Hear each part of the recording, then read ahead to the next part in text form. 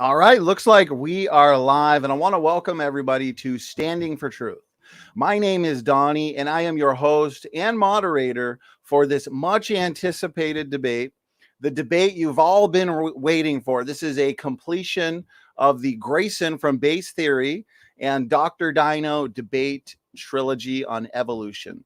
Tonight, we are specifically focusing on the topics, the geologic column and the fossil record.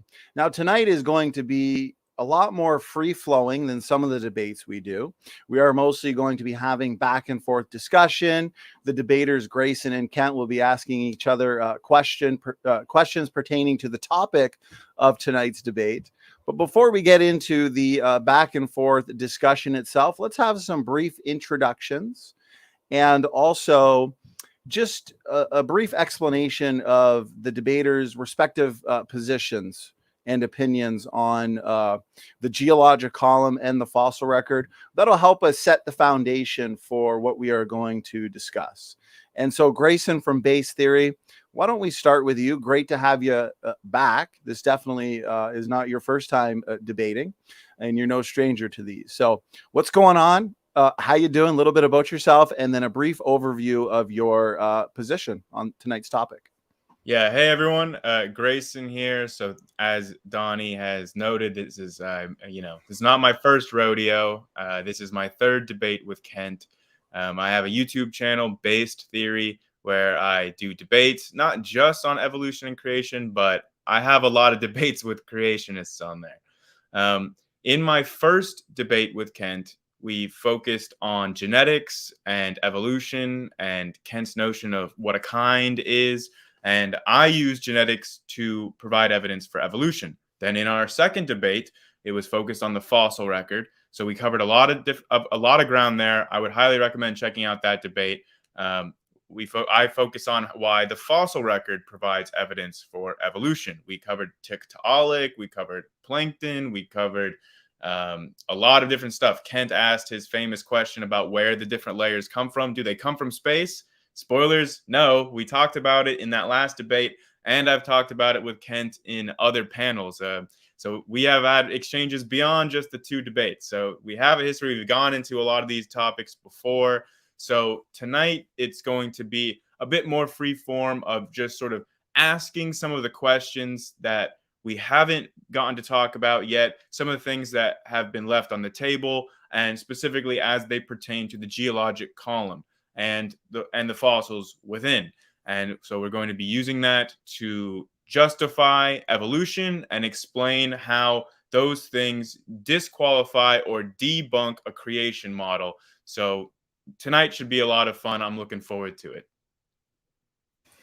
Grayson, appreciate that introduction and also a brief overview and review of the last two debates. For anybody who has not yet seen them or wants to watch them again, they are linked in the description box. This has certainly been a comprehensive debate trilogy between Kent and Grayson. As Grayson put it, tonight is going to be a little bit more free-flowing.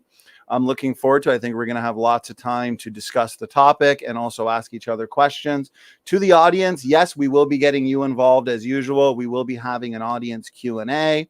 I'm thinking basically discuss the topic till about the hour mark and then do about 20 to 30 minutes of audience questions. So please, if you have a question for Grayson or Kent, tag me either at Donny or at Standing For Truth, and that way I won't miss them. Okay, Dr. Kent, the science gent, good to have you back. Hope you've been well, brother. A little bit about yourself, a little bit about Dal, and then also a brief overview of tonight's topic. Well, thank you, sir. It's good to be with you. And Grayson, we're going to try to get you converted tonight. My name's Kent Hovind. I've been a Baptist preacher 49 years. I taught high school science and math for 15 years. I take the position that the Bible is literally true and scientifically accurate. God made everything in 6 days like he said he did in Exodus 20 and Exodus 31. And there's no such thing as a geologic column. The whole thing was made up in 1830, built on the work of several people who had a hatred for the Bible, actually, and they wanted to discredit it. And I will ask my famous question again. If the layers are different ages, where are these layers coming from? How can they be different? How can the top layer be younger? And we'll show pictures of polystrate trees, petrified trees connecting all of them. All the layers formed in less than a year. They're all from Noah's flood. There's no such thing as a geologic column. Does not exist anywhere on the planet except in their imagination. So we'll be talking about that and tonight, and I believe the Bible is true. God made everything. That would include dinosaurs in 6 days. Fossils are sorted a little bit based on body density, based on habitat, where they live. Clams might be found at the bottom because clams are already at the bottom. That's where they live. Birds are found at the top because they're the last ones to die in a flood. Has nothing to do with evolution of one changing into another. I've asked atheists and evolutionists all over the world, simple question, where's the evidence of any animal changing to a different kind of animal? Every farmer on the planet counts on it not happening. I mean, they crossbreed cows, they expect to get cows. Dog breeders expect to get puppies every time. There is zero evidence for evolution. I contend it is the dumbest and most dangerous religion in the history of the world. It's nothing but a religious belief. These family trees that they make are pure imagination. They say, oh yes, look, boys and girls, everything's related. You're related to a bird and a dinosaur and a ladybug. This is absolute propaganda, imagination, not true, baloney, and it's dangerous. We teach the kids they're an animal and then wonder, why do they act like animals? Well, duh. Look what you taught them. Anyway, if I take the position the Bible is true, God made the world. He's coming to judge it again soon. You might want to get ready for that. All right. Thank you. Bye. Okay, Ken, thank you very much for the intro and also the brief overview. I appreciate it, Grayson and Kent. To anybody in the audience who likes what they're hearing from tonight's guests, tonight's debaters, wants to see more from them, check the description box of this YouTube video where you can find their the links to their YouTube channels where you can find plenty more content from them. Okay, so with that, why don't we hand it over to Grayson and let's get into the fun. And so, Grayson, feel free to pick the first topic or ask the first question, and we'll kind of run with it. So go ahead. The floor is yours, gentlemen. Okay. Well, I wanted to start out by asking about the fossil record, but since we already heard that the famous line, dogs produce dogs, cows produce cows, there is something that I have been wanting to ask Kent. I've been wanting to ask him since the first debate, but I never really could get the opportunity in either debate.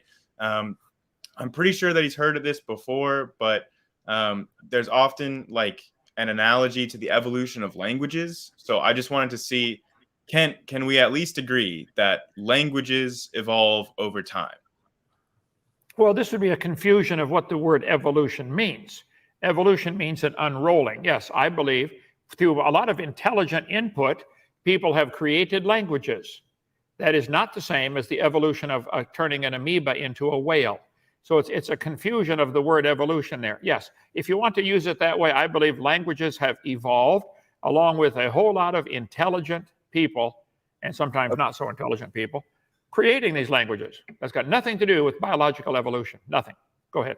Okay, so then at least we can agree that languages change over time. But to me, when you ask the question about, why don't we ever see a cow produce a non-cow or a dog produce a non-dog, and thinking that that is what evolution predicts. But since we both agree that languages evolve and change over time, that would be like me asking you, well, if languages really change over time, then show me a French speaker giving birth to a non-French speaker, right? A French speaker always produces another French speaker. So then that would prove by your logic that languages do not change over time, right? Well, no, you're confusing the term again. A French speaker can give birth to a baby who could learn any language in the world, but it takes intelligence to learn any language, okay? This has nothing to do with biological evolution. I don't see how you don't get it. This has to do with intelligent input. I had to study English growing up. I had to study French when I took a class in French. So I think anybody that studied any language will tell you it requires intelligence, and this is nothing at all. Giving birth to somebody who ends up speaking French or Swahili or German has nothing to do with these charts where you have an amoeba giving birth eventually to everything alive today.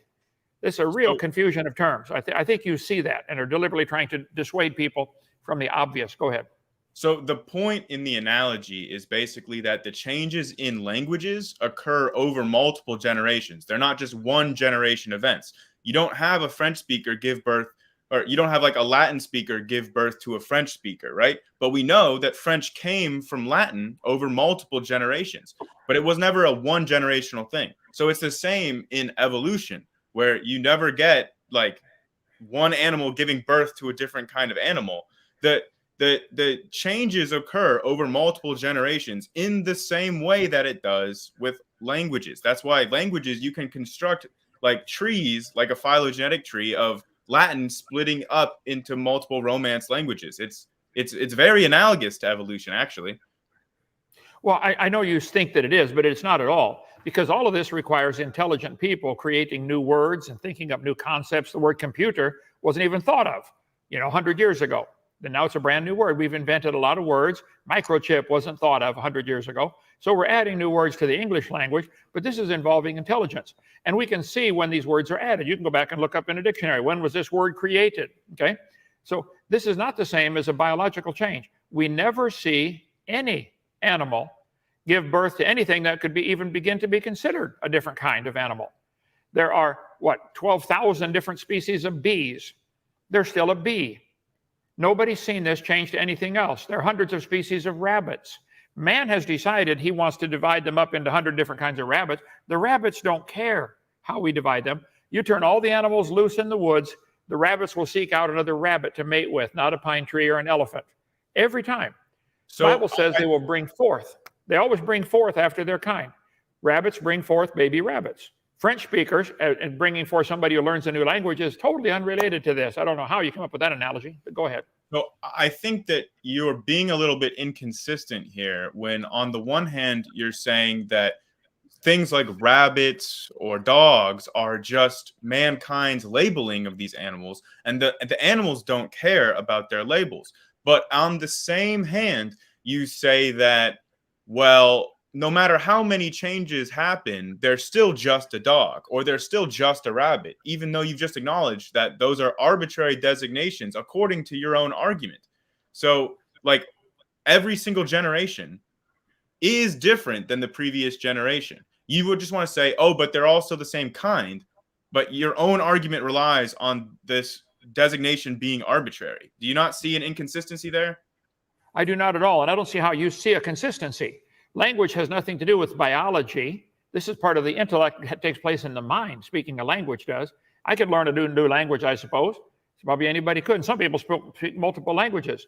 But this is not anything related to biology, which is you cannot alter your gene code. You can't just decide, I'm going to learn how to have these new genes and create red hair or green hair or blue hair.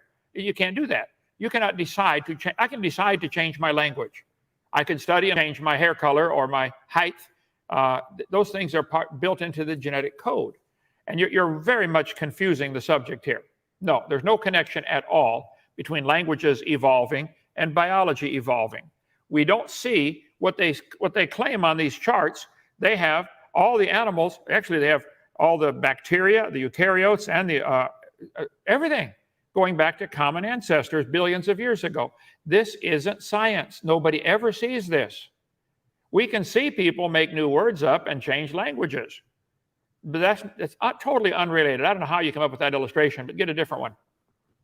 Right. Well, I would argue that we do see it. And to give examples of that, maybe it's a good time to transition into the topic, being like the geologic column and the fossil record, to kind of get at how we can actually see this. Because in the last debate, I went through the ordering that we see in the fossil record, segregated out into layers, and how it goes more and more primitive all the way down till you get single-celled creatures. So we can see that chart replicated in the fossil record. But the exact question that I wanted to start with was a question that I actually posed in our last debate. And I know it was a couple months ago, and you said that you at the time that you were going to look into it. So I'm not sure if you have looked into it. Oftentimes you seem to say that in debates, but then you repeat the same thing later on. So I'm not sure if you have looked into it, but the Plankton question, where you say that there are 4 things that segregate fossils into layers by the flood. You say that they're sorted based on their body density, based on their different intelligences, based on their different mobilities and their different habitats.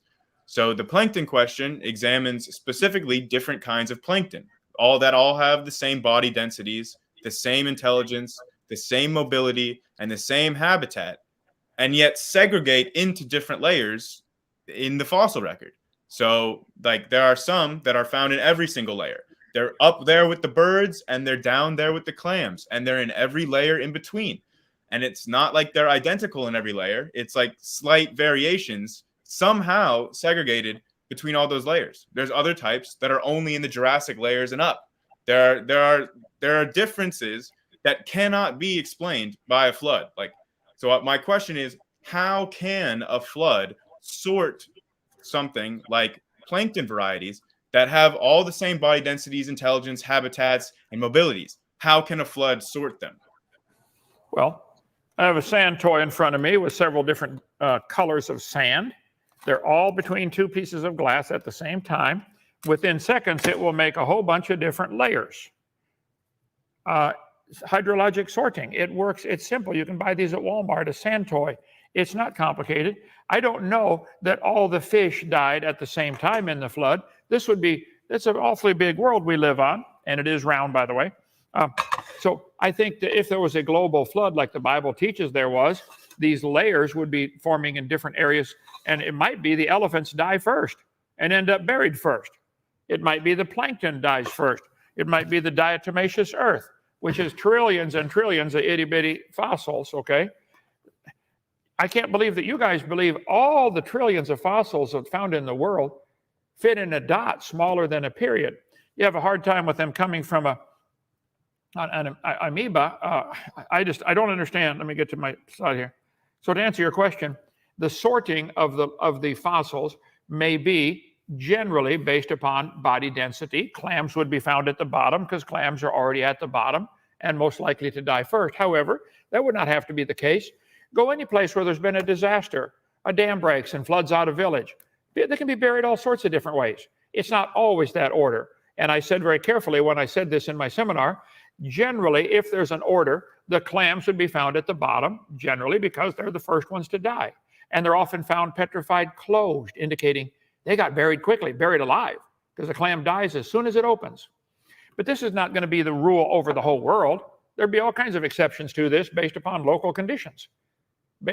Check out when Mount St. Helens blew.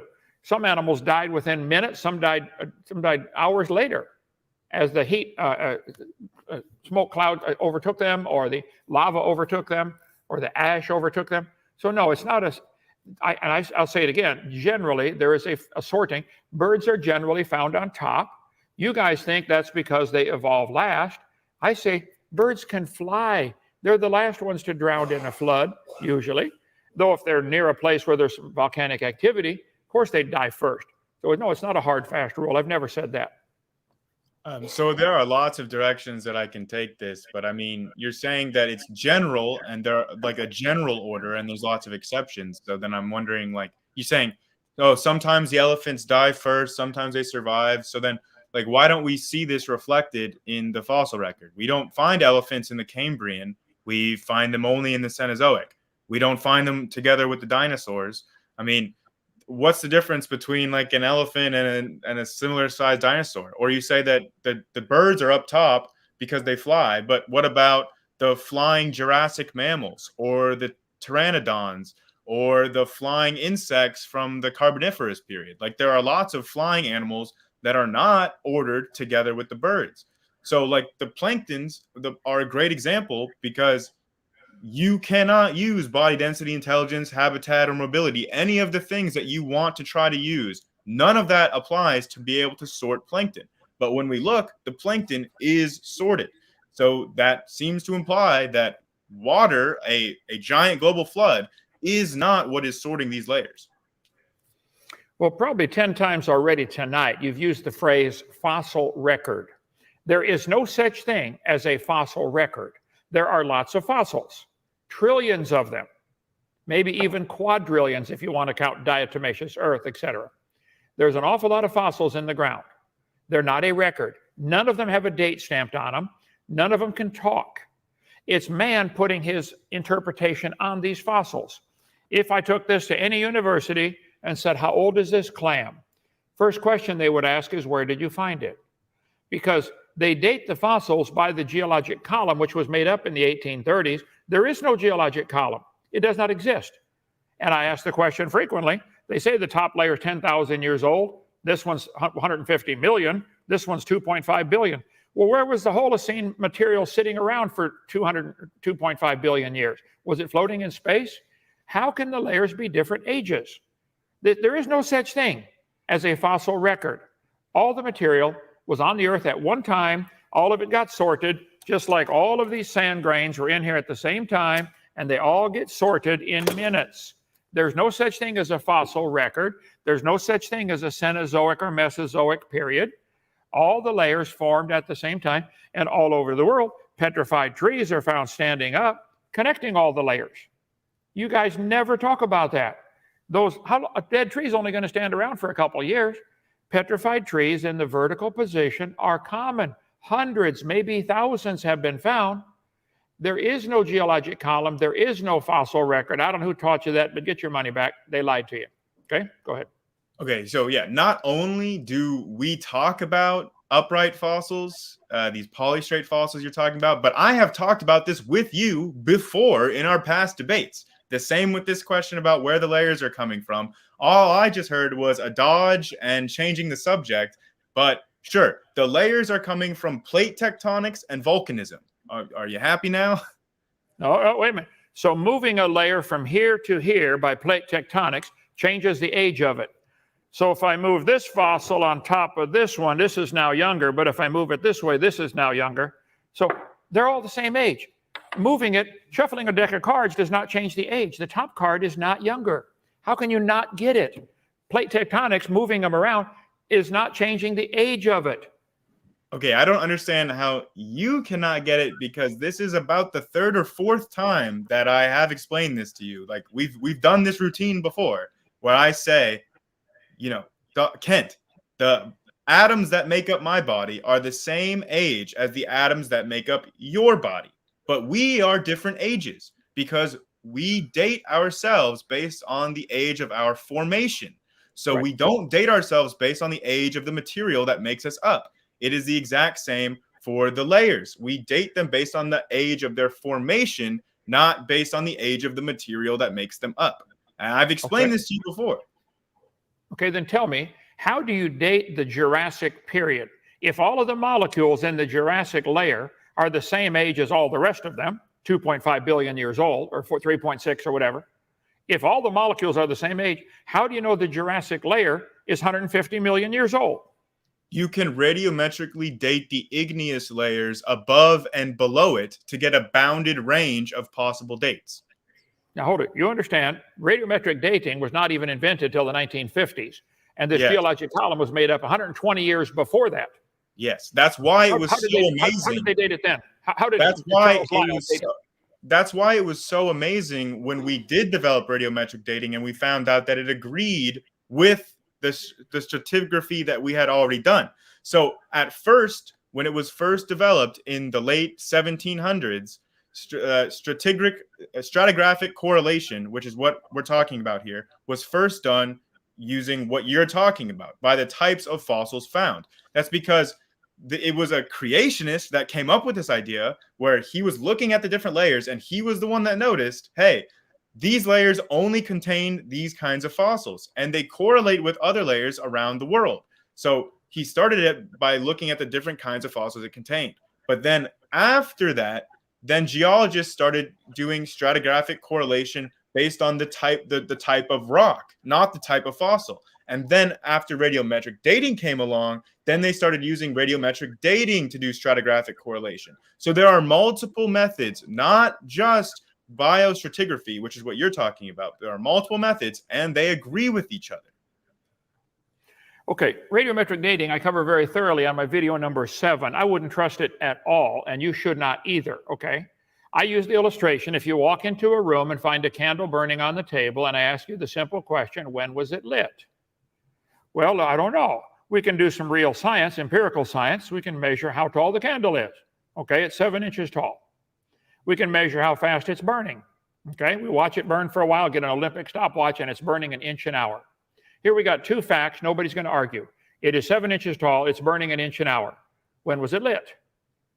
You can't tell unless you make some assumptions.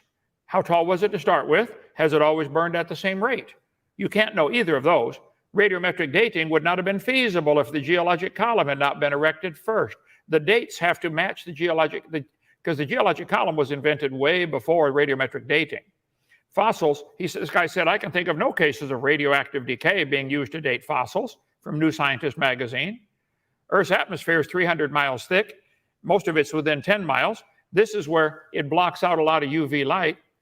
And I don't want to take the whole debate tonight on radiocarbon dating. If you'd like, we can. But there's no such thing as a geologic column.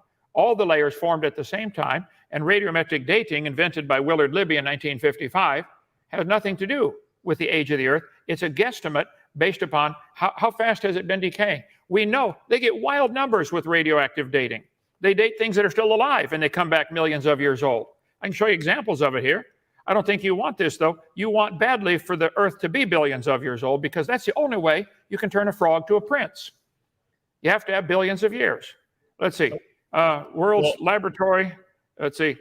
Lately, the world's best laboratory has learned during 2 decades of low C14 measurements how to not contaminate specimens. And even for diamonds, these constitute strong evidence the Earth is only thousands of years old. There's radiometric dating. If I asked you if you filled a barrel with water, and I've got holes in the barrel. As you fill it, it starts leaking out more holes. At some point, you reach what's called equilibrium. If the Earth were billions of years old, the sunlight producing carbon-14 and the decay of it leaving turning it back to C12 or other elements would reach a stage of equilibrium. The assumption that we've reached equilibrium is faulty. The Earth it's still not reached equilibrium. So the carbon-14 being formed and the carbon-14 being decaying is not at equilibrium, so you can't carbon date anything. None of the carbon dates would hold up in a court of law. A freshman law student would say, excuse me, Your Honor, you don't know that. You don't know it's always been decaying at the same rate. You don't know there's been no contamination. How can you possibly know that? Radiocarbon dating, a closer look at the flaws. It's totally flawed. It's made up. Can I address some of that? Okay, you've made an awful lot of points there. I just want to say that there's more than just radiocarbon dating. There's many different kinds of radiometric dating that all overlap and cross-corroborate each other and involve different assumptions. The assumptions that go into carbon dating are a different set of assumptions that go into like oxygen isotope datings or argon dating or uranium lead dating. The assumptions are all different. They're independent assumptions. And yet the dates we get cross-corroborate. There are kinds of radiometric dating that get rid of any assumptions about the starting conditions, like isochron dating, which also cross-corroborates with the other kind of dating. We know that the rate is constant because it's based on more fundamental physics. You can calculate the decay rates based on more fundamental particle and quantum physics. So unless you're saying that the quantum physics is wrong, like we know that there are fundamental physical reasons why the rates are the way they are beyond just empirical observations. We can derive them from more fundamental physics. And then lastly, I'll just say that, Kent, you have to explain. If you think that radiometric dating is bunk, you have to explain 2 things. We are given the amount of ratios between 2 radiometric isotopes, right? You're saying there's this much, C14, there's this much C12. You're given a ratio. We can tell you what fossils you're going to find in that area, and we can tell you whether or not there's going to be oil deposits in that area, because radiometric dating is used in the petroleum industry accurately to find oil and make money. They wouldn't use this if it just didn't work. I lived in Longview, Texas, 5 years. A lot of my students were the parents that worked in the oil field. I spent a lot of time talking to them. I've studied this intently. I taught earth science. I understand. You can find oil several different ways, okay? But radiometric dating has nothing to do with finding oil or natural gas. You're simply mistaken. They get bad dates all the time. Living mollusk shells dated 2,300 years old from Science magazine 50 years ago. It didn't work. If a date supports our theories, we put it in the main text. If it doesn't support our theories, we drop it. You don't understand what a religious cult you have gotten yourself into. Evolution is a religious cult. And if you come up with anything that goes against the religion, it won't be published. This is 1970. Freshly killed seal, carbon dated, 1,300 years old. If I knew we were going to debate carbon dating tonight instead of geologic column, I'd be more ready. I could get a lot of stuff on that. But I'm just pointing out all the layers formed in 1 year during Noah's flood. You cannot say the layers are different ages in this thing. You can't say these layers are different ages. You don't know that the layers are different ages in anything. You can believe that, and I'm sure you were taught that, but it's simply not true. Go ahead. So that's a good segue to the next question. But before we get there, I just got to say, you can't radiometrically date seashells. We know this because the way they're formed is like incorporating extra carbon, so it throws off carbon dating. That's why seashells are not used in any radiometric dating. Same with living things. You don't radiometrically date living things. So all that you've shown there is that if you use the method incorrectly, you get incorrect results, which anyone should be able to know. If you use any method incorrectly, you're going to get incorrect results. But I will let you respond to that. But I just want to say that with your point about the layers forming all at once within 1 year, that's what I want to get back to for my next question. So if you want, we can move to that question, or if you have points you want to make, you can make them now. Well, I have in my video number 7, which people can watch on my YouTube, on my website, drdino.com. I go through all the problems with all the different dating methods: potassium argon, rubidium strontium, lead-208, lead-206, uranium-235, uranium-238, carbon-14, carbon-13. All of them have the same basic assumptions. And there are thousands of examples where they don't work. The only ones that get published are the ones that match what the geologic column they already believe in. One part of a mammoth was 29,000 years old. Another part was 40,000. Same animal. That was two mammoths, not the same mammoth. Okay, two mammoths. That's another. No, that's a different one. Two mammoths side by side, dated very differently, and two parts of the same mammoth dated differently. So, let's see. In the last 2 years, an absolute date was obtained for the Gandong beds above the Trental beds. It has the interesting age of 300,000 years, plus or minus 300,000 years. Wow. Well, the date's been refined. It's no longer that's out of date. My point is, all this radiocarbon dating stuff was in the last 60 years. Way before that, the geologic column was invented, and it doesn't exist. It's not common sense to say the layers are different ages. They're all the same age. They were shuffled up like shuffling a deck of cards. Does not change the age of the cards. Here we go. Let's see. What's the youngest card here? Oh, 3 of spades, youngest card. Oh, no, not anymore. We can move on. We can move on from radiometric dating then back to the geologic column, because I specifically want to address this point where you're claiming that all these layers were formed at once during the flood. Because, Kent, have you ever been to Yellowstone? Many times. Yeah, it's beautiful. There's a specific formation at Yellowstone called Specimen Ridge. I don't know if you've heard of it, but at Specimen Ridge, there are a number of different layers. And what makes these layers so interesting and relevant for this conversation is because you find a ton of igneous layers, like from volcanic ash beds, right? From volcanic eruptions. And very, very similar to the kinds of layers we see that formed after the Mount St. Helens eruption. And in the same way, you have, as in the same way as at Mount St. Helens in the eruption, you have the volcanic ash layer formed on top of a preserved fossilized forest sediment layer. Okay, right. So that's exactly what we'd expect if you had a volcanic eruption covering a forest.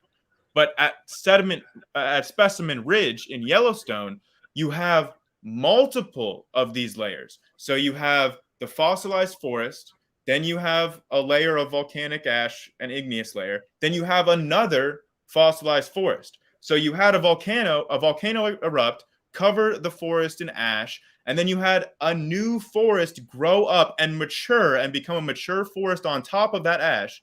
And then it gets covered by another volcanic eruption and another ash bed. And those layers repeat like 20 or 30 times. So you're trying to say that within the span of 1 year during Noah's flood, you could have 20 or 30 full mature forests growing up and then getting wiped out by a volcano eruption, and then a new forest growing up to maturity and then getting wiped out, and then a new forest growing up on top of that. You're trying to say that all of that would happen within 1 year? Well, you have obvious assumption there that there's a new forest growing each time. I've been to Specimen Ridge. My sister lived up near there, and I sort of went to go visited Yellowstone and all these places. Been to Mount St. Helens. And yes, volcanic layers during a flood, you would have layers of trees laid down during a flood and then volcanoes going off. You could get all those layers in 1 year easily. And if you go here, North Alabama, I could find it here if you give me a second here. If you go to central Alabama where the coal mines are, here we go. Oh, rats, that's not it. Well, just FYI, these kinds of layers at Specimen Ridge cannot form in water. They're an ash layer. So if you add water to ash, you're going to get a kind of like, a mud kind of thing. You're not going to get an igneous ash layer forming. This is a specific kind of layer that cannot form in water. Well, I think you're mistaken on that. Again, I'm supposed to be talking about fossil record, and there is no fossil record in Geologic Column. There is no Geologic Column. No, this is the fossil. Right? I have pictures I'm about to show you here of petrified trees running through two different seams of coal.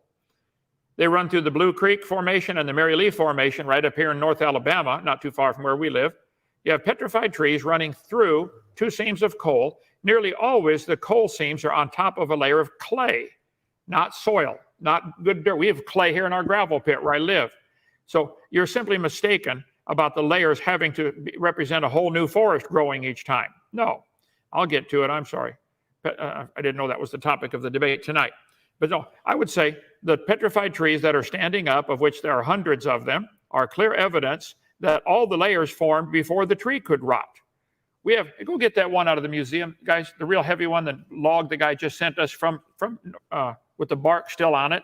Petrified log just fell out of the ceiling of a coal mine here a few months ago. They gave it to our museum. It'd take two guys to carry it. Here we go. Okay. Slide number 1175. Okay. Alt-DV 1175. Well, I agree that those upright fossils had to have formed before the tree rotted away. I mean, I agree with that. Right. Like, you never find those upright fossils going through layers that are millions of years different. That's not right. What you find. So I think we agree with polystrate fossils, but I wasn't asking about polystrate fossils. I was asking about literally one forest covered in ash, and then a new forest right on top of the ash layer. You can call Dr. Donald McDonald, who from Troy State University in Alabama, who works in the coal mine and supervises the crew there. They dig out bazillions of tons of coal, and they have the logs sitting right on top of a layer of coal. Here's the Mary Lee Formation and the Blue Creek Formation, which are dozens, sometimes 100 feet thick of solid coal. When you put all the samples together, sample A, B, C, D, E, F, G, H, it's obvious to a kindergartner that those two seams of coal, the Blue Creek contains fossil A, which runs through the seam of coal, and the Mary Lee contains fossil H, which runs through the seam of coal, and yet there are intermediate streams between them. These layers had to form quickly. Specimen Ridge has 27 consecutive layers. Nearly all of them have the roots broken off. The tree was ripped out, redeposited in Noah's flood, and the layers formed very quickly. 30-foot tree right here, Bible.ca/track, running through a seam of coal here, and the tree is coalified, not petrified. Here's it is again. The coal seams are nearly always on layers of coal, layers of clay. Here they come with the fossil. Takes two guys to carry this thing. Had I known it was coming, a need. All right, that thing got to weigh 100 pounds, right? Yeah, it moves 100. Can you move the camera? Set it up here. Move the camera down so they can see this. This is part of a huge petrified log. Get the camera. Who's on the camera? Okay. Huge petrified log found in the coal seam in Alabama. Move it down. Billy, we can't see it. There we go. This is an example. This thing goes for dozens of feet through the seams of coal. You are mistaken when you claim each layer of coal represents a whole new forest that grew. In Noah's flood, you would get log mats the size of Texas floating back and forth over the same area, dropping off a debris mat that would turn to coal, and they would all form very quickly. I think all the layers of coal in the world formed in Noah's flood. We don't see coal forming today in any significant numbers. Go ahead and put the screen back up there. Petrified trees in the vertical position, Joggins, Nova Scotia has hundreds of them. Go visit it. That you can walk along the beach and see them. Ian Juby lives up there, ianjuby.org. Check his website. He's done a lot of study on this. Petrified trees in the standing position. You're mistaken. The coal seams are not different ages. They do not contain a whole new forest of growth. Show me where coal's forming today. Right. Well, I just want to clarify. I never mentioned coal seams or upright fossils. I mean, you the one bringing this up. I didn't mention anything about the coal. I was talking about preserved fossilized forests, which are not necessarily coal. There are lots of fossil plant specimens that are not coal. In this instance, at Specimen Ridge, we're not talking about coal. We're talking about like fossilized, like forest layers. Again, this looks very much the same as what we observed forming from Mount St. Helens, where we find the layer from the forest, and then we see the volcanic ash layer on top. And guess what? That didn't form during a flood. It wasn't like there was a flood that was covering this ash layer at Mount St. Helens, but it visually looks the same as the ash layers at Specimen Ridge. But there are dozens of them at Specimen Ridge. And it's literally, I mean, it's not like there's like polystrate fossil. I mean, it's literally one forest layer, ash layer, forest layer, ash layer. I mean, that cannot be explained in a global flood could not have laid down those layers in that way. It's not physically possible. Well, I mean, you're saying that's simply not true. God will have to explain it to you Judgment Day, I guess. But yes, during a volcanic eruption, you'd knock it like Mount St. Helens, knock down all kinds of trees. They're still floating in Spirit Lake today, 40 years later. Thousands of trees are still floating in Spirit Lake. And many are floating in the upright position. I got pictures of them somewhere. Go up there and see it. Spirit Lake still contains hundreds, maybe thousands of trees. There's one running through two seams of coal where the tree is coalified. So you're mistaken. All this could happen at one big flood if it's volcano going off, and usually they go in spurts. They erupt for a while, take the pressure off, and then let up for a few days or weeks or years or centuries, and then erupt again when the pressure builds up. But during this time, the log mats are floating around and the trees are settling out. I don't see a problem with it at all. So if you're saying that Mount St. Helens can form fossils like we see with polystrate fossils and can form like layers like we're seeing at Specimen Ridge, then why is the flood necessary? Like what does polystrate fossils have to do with the flood then? Because I could just say polystrate fossils are formed from volcanic eruptions like Mount St. Helens. I mean, that fits your logic if we've seen it happen. Well, the flood would form hundreds of layers. As the tide goes up and down, the water's rushing in and out of the tidal bump.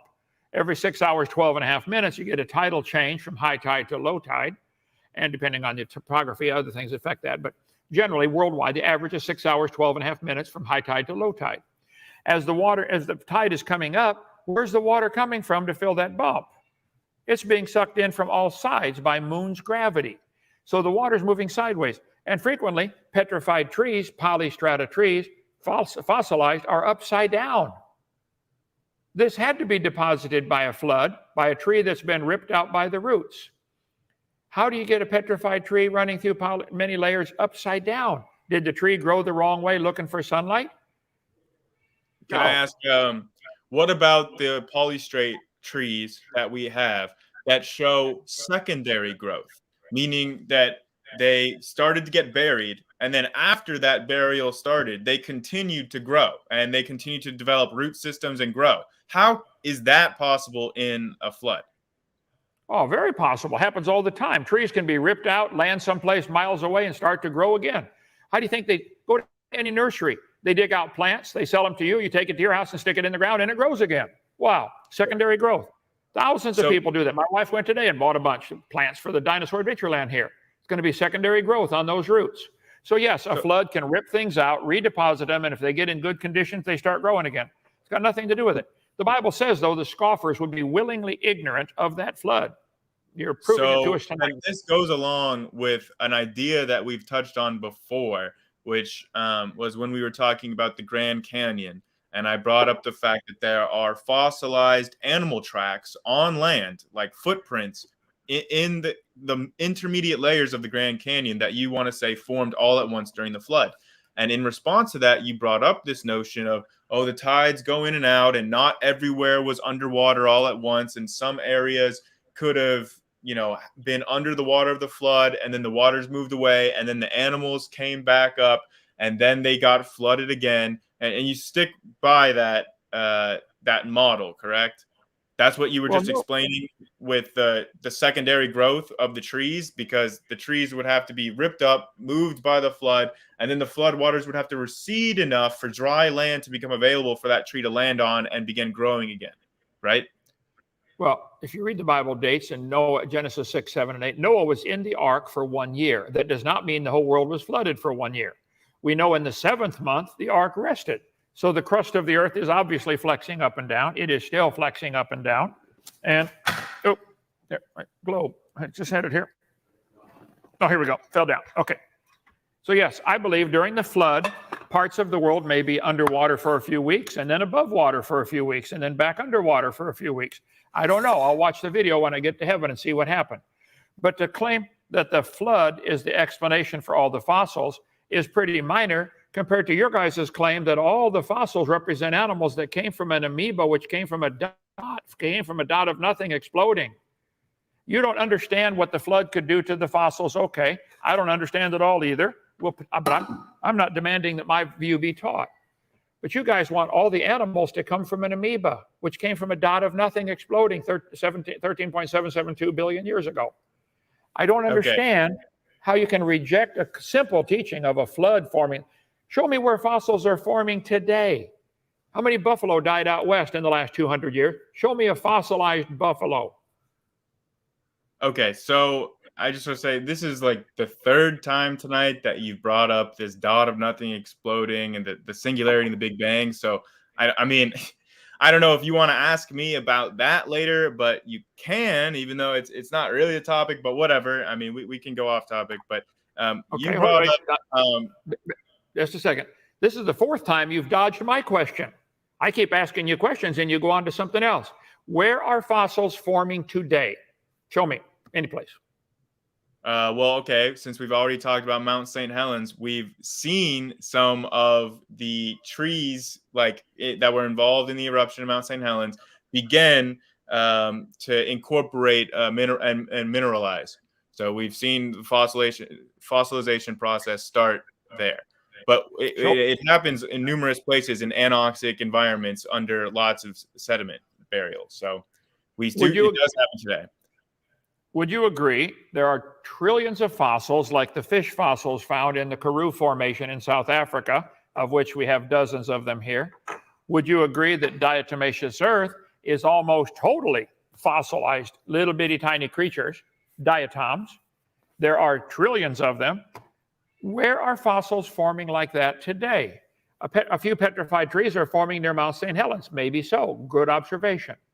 We find fossilized dinosaurs. Where are fossilized elephants? Elephants are dying all the time. Are any of them fossilizing? Well, yeah, diatoms continue to die and form diatomaceous earth today.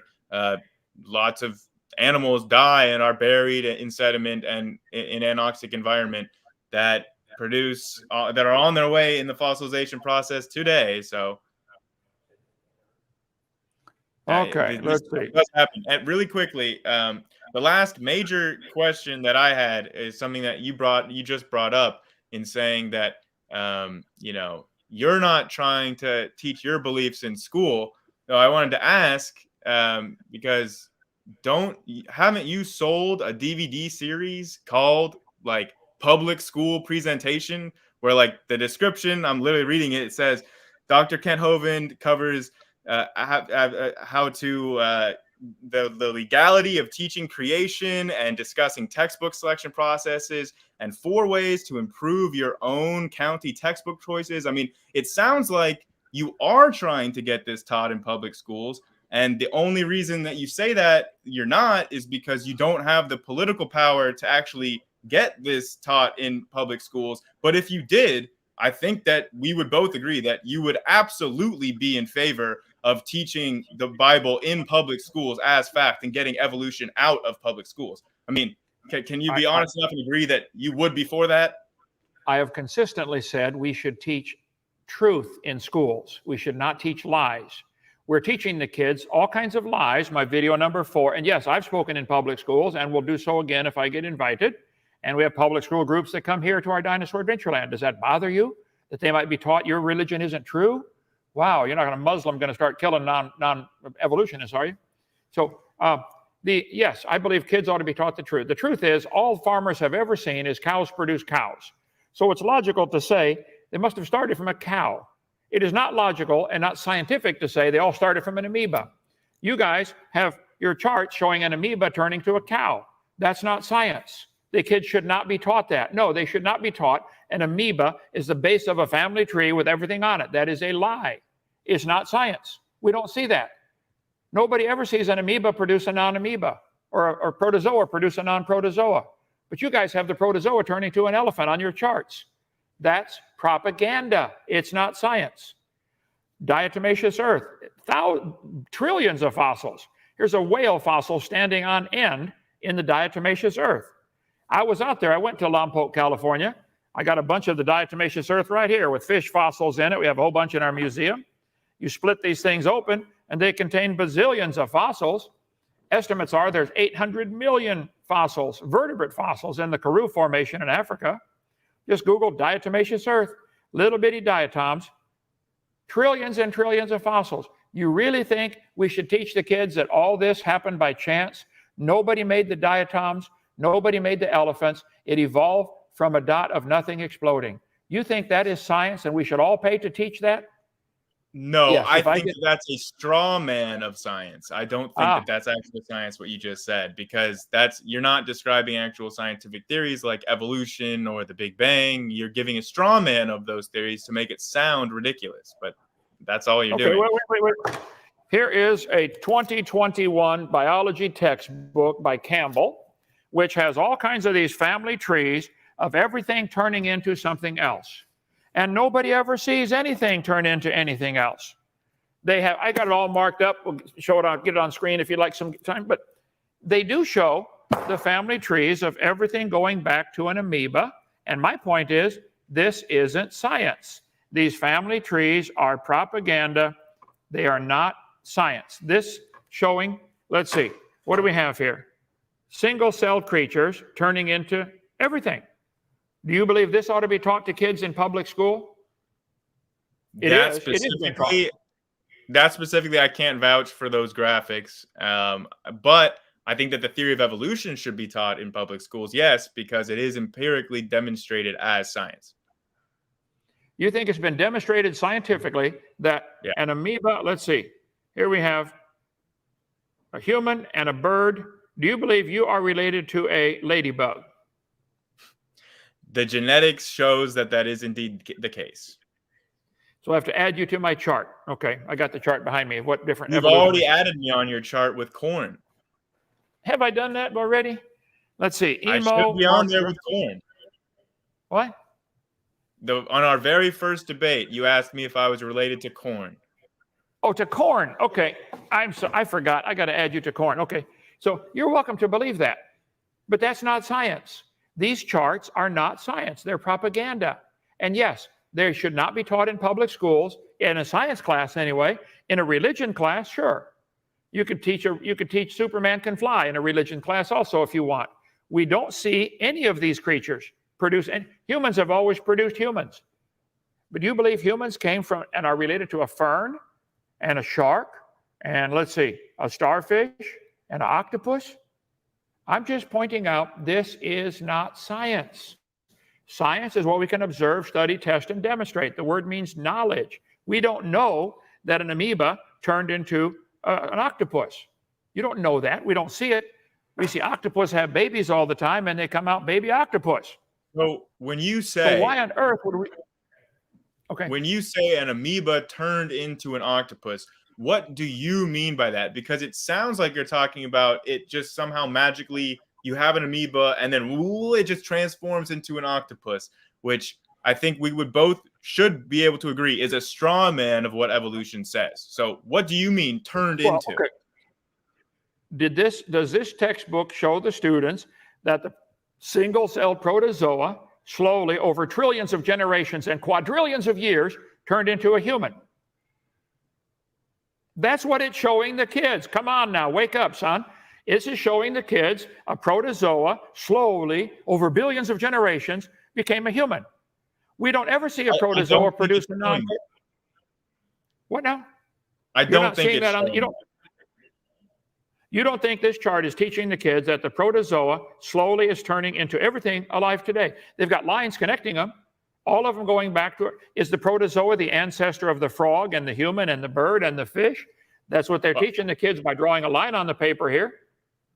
I think that you're getting confused by the pictures, and you're sort of you're thinking that the pictures in children's textbooks are accurate representations of like the science involved that maybe is too complicated for kindergartners to understand. But I think hopefully you can understand it, that it's not a single amoeba that just is all of a sudden just becoming an octopus or a human. It's populations of single-celled organisms differentiating. Like, it's populations, it's not individuals, and then nobody's turning into anything. You're just in the same way that like a French speaker is not giving birth to a Spanish speaker. Like a French speaker always gives birth to a French speaker, and languages still change over time, right? Even though each individual generation is not that different than their parents, each generation's differences add up. See, your kids are different than all the other humans that came before them, right? They're unique. They are different from you and your partner. And their kids will be even more different from you. So you're different from your kids, but you're twice as different from your grandkids. And you're, 4 times as different. It keeps going on. And you get more and more and more different from all your ancestors. Those differences add up every single generation. And you call that genetic entropy. But genetic entropy is not real, and it's been debunked. Well, I agree there are differences. There are now 400 breeds of cows that man has created to give more milk or more beef, but they're still cow. The differences are limited. My differences from me and my children and grandchildren and my father and grandfather, etc., we're all still human. You can go back thousands of years and look at pictures of people, and they're still human. But you think if you go back millions of years, it was a protozoa, don't you? Well, you can look back and see Homo erectus, which is still human, but looks very different than any humans living today. And you can go deep enough and you can only find Homo erectus, no Homo sapien fossils anymore. So you can see in the fossil records that even just as humans, we've been changing over time. Well, you can make these charts if you'd like. Do you believe humans are related to gorillas and gibbons and chimpanzees, like this textbook shows the kids with lines connecting them? Is this science, or is this imagination? It is science that we are related to all living animals, and the genetics demonstrate that. Could it be the genetics are similar because the same guy wrote the code? No. Okay. Could it be that Microsoft PowerPoint and Microsoft Word have millions of identical lines of code because people are writing this code to make these programs? The fact that we have similarities with the chimpanzee that cause us to grow hair on our head and they grow hair on their head, wow, it doesn't prove a relationship. The same designer wrote the code to grow hair on the head and to make a jawbone and have teeth in it and have a heart that pumps blood and a circulatory system. There are thousands of similarities. Does not prove a common ancestor. It proves a common designer. Why are you running from the designer? The reason why it's not common design and it is demonstrable of common ancestry is because common ancestry can actually predict genetic similarities, whereas common design fails in its prediction of genetic similarities. And we've been over this in our previous debate. Yeah, and you didn't get it then either.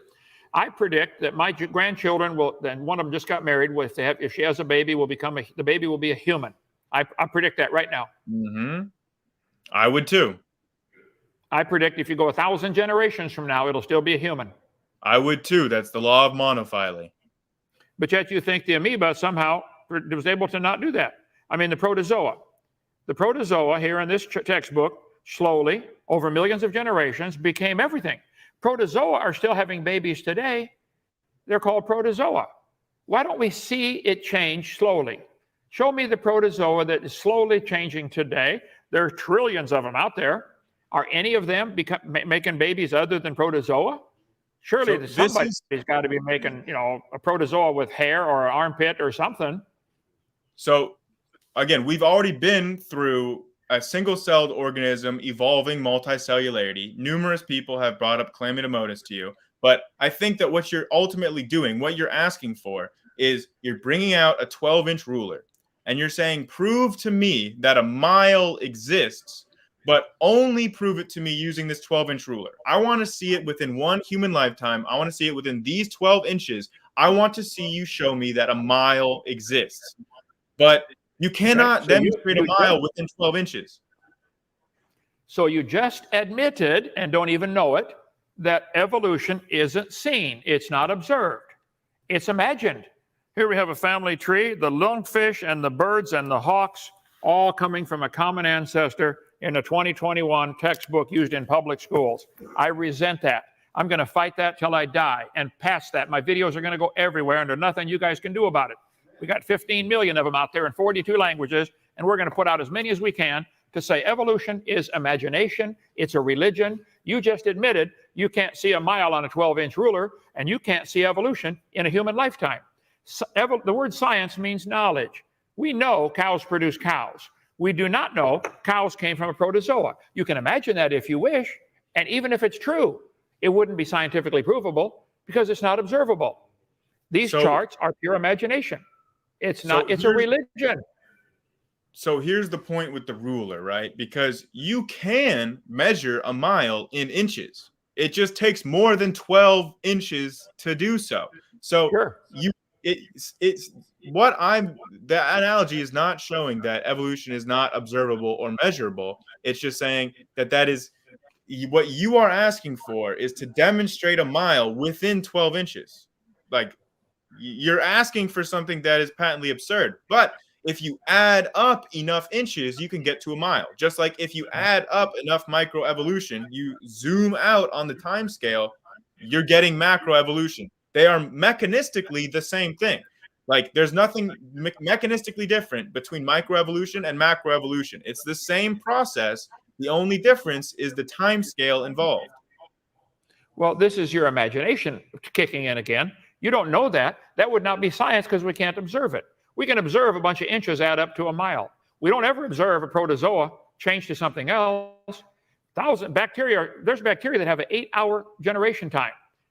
Get born, grow up, get married, have babies in 8 hours. So you can observe 3 generations in one day.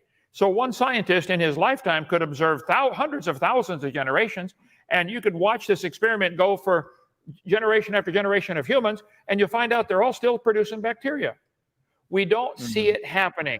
It isn't science. You believe it very strongly, obviously. I think I know why you want to believe it, but it's not science. Science is what there's a lot of things that are not taught in science class because they're not part of science. Science is what we observe, study, test, and demonstrate. Science is limited. You guys want to include your religion into a science class. Teach evolution in a religion class. There's a lot of different religions out there. Evolution's one of them. Believe it all you want, but it's not science. We can test, observe, and demonstrate evolution, and we can test, observe, and demonstrate the predictions of evolution, which is something that you leave out, but is very important for scientific theories. They make testable predictions, which evolution does, and my favorite of which is Tiktaalik, where the scientists thought that evolution predicts that this transitional fossil would occur between between aquatic lobe-finned fishes and terrestrial tetrapods. We should find a transitional form. We should find it in this layer. They found out this layer occurs right near the surface in Canada. They went there and they found the exact fossil they predicted would be there. To you, that would have to just be a coincidence, but I think that it's stretching the imagination to think that that would be a coincidence, that they could find the exact fossil that they were looking for, exactly where they predicted it would be. So you believe Tiktaalik, the fossil fish that was found, had babies that were different than itself? Do we It ever see any actually- fish that It actually is not relevant whether or not it had babies. It could have had no babies, and it would not change the argument at all. In fact, every single fossil that has ever been found could have had 0 children, and it would not change anything at all about any of these arguments. It is completely irrelevant. It's a non sequitur. And one last thing, because I have seen you on your own show bring up a fossil of a fish giving birth. So right? you are aware of at least one fossil that you can say had babies. And it was a baby fish, wasn't it? Yeah, because of the law of monophily. I don't know how you can't get it. You think the variations we see within the kind, like the 200 or 300 kinds of cows, is evidence that cows are related to a bird. This is the difference between macro and microevolution. Nobody ever sees any of these first 5. You want to include them because it's part of your religion. And you think the variations we see, if we have a fossil of a fish giving birth to another, it'll be another fish. Wow. So that is, now we can't prove that baby lived, okay?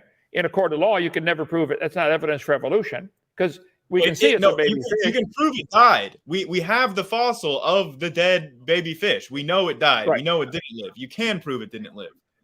Okay, do you know that baby had any babies? Yeah, we know it did not have any babies because it was a baby when it died and fossilized. Bingo. Wow. Was it a fish? Was it slowly changing to something non-fish? Or was it exactly like mama? Every generation is slightly different than the previous generation. Evolution is defined as descent with modification. Every generation demonstrates descent with modification. Okay. Every generation may be slightly different, and they vary within the same limit, like all the cows. Let's say there's 400 species of cow, that they're still cow. There are 339 recognized breeds of dogs by the American Kennel Association. They're still dog. Some just barely, like the Chihuahua, but they're dog. And they always stay dog. Where is it turning to anything else? Because the charts show the amoeba and the protozoa turning to a dog. Where's the evidence for this? You can believe it all you want, but it's not science. It should not be taught in public schools. It should be taught in a religion class. You've demonstrated clearly tonight that you believe, if we had enough time, because time is your God, that it would happen, but it's not seen. We just simply don't. So I say, look, you guys believe whatever you want. These family trees are propaganda. They're not science. We don't ever see an amoeba or protozoa turn to anything other than a protozoa. Okay. Protozoa have babies all the time. Show me one that's not protozoa. Well, I have gone through the Chlamydomonas that went from unicellular to multicellular, and that was observed, demonstrated. So we have seen that. But in the last little amount of time, I kind of wanted to touch on this dot of nothing exploding thing, because you bring it up all the time. And I just wanted to make sure that you are aware that E equals MC squared.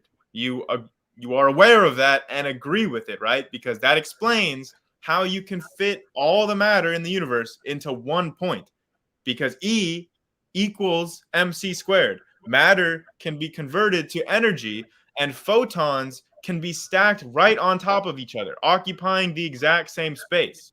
So you can just convert all the matter into photons and stack them all right on top of each other. That is completely allowed by Einstein's equations in the laws of physics.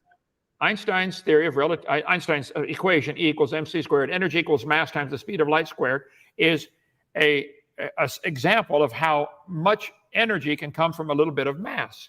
We don't know that it's mc squared or mc cubed or mc to the 50th power. It's an equation he made up. There's no way to test it or prove it. It's reasonable. And a little bit of mass contains a great amount of energy. You're saying all the energy in the world, the sun is producing a whole lot of energy. It cooked us today around here in Alabama. All the energy the sun has ever produced in all of its history was in that dot. Is that what you believe?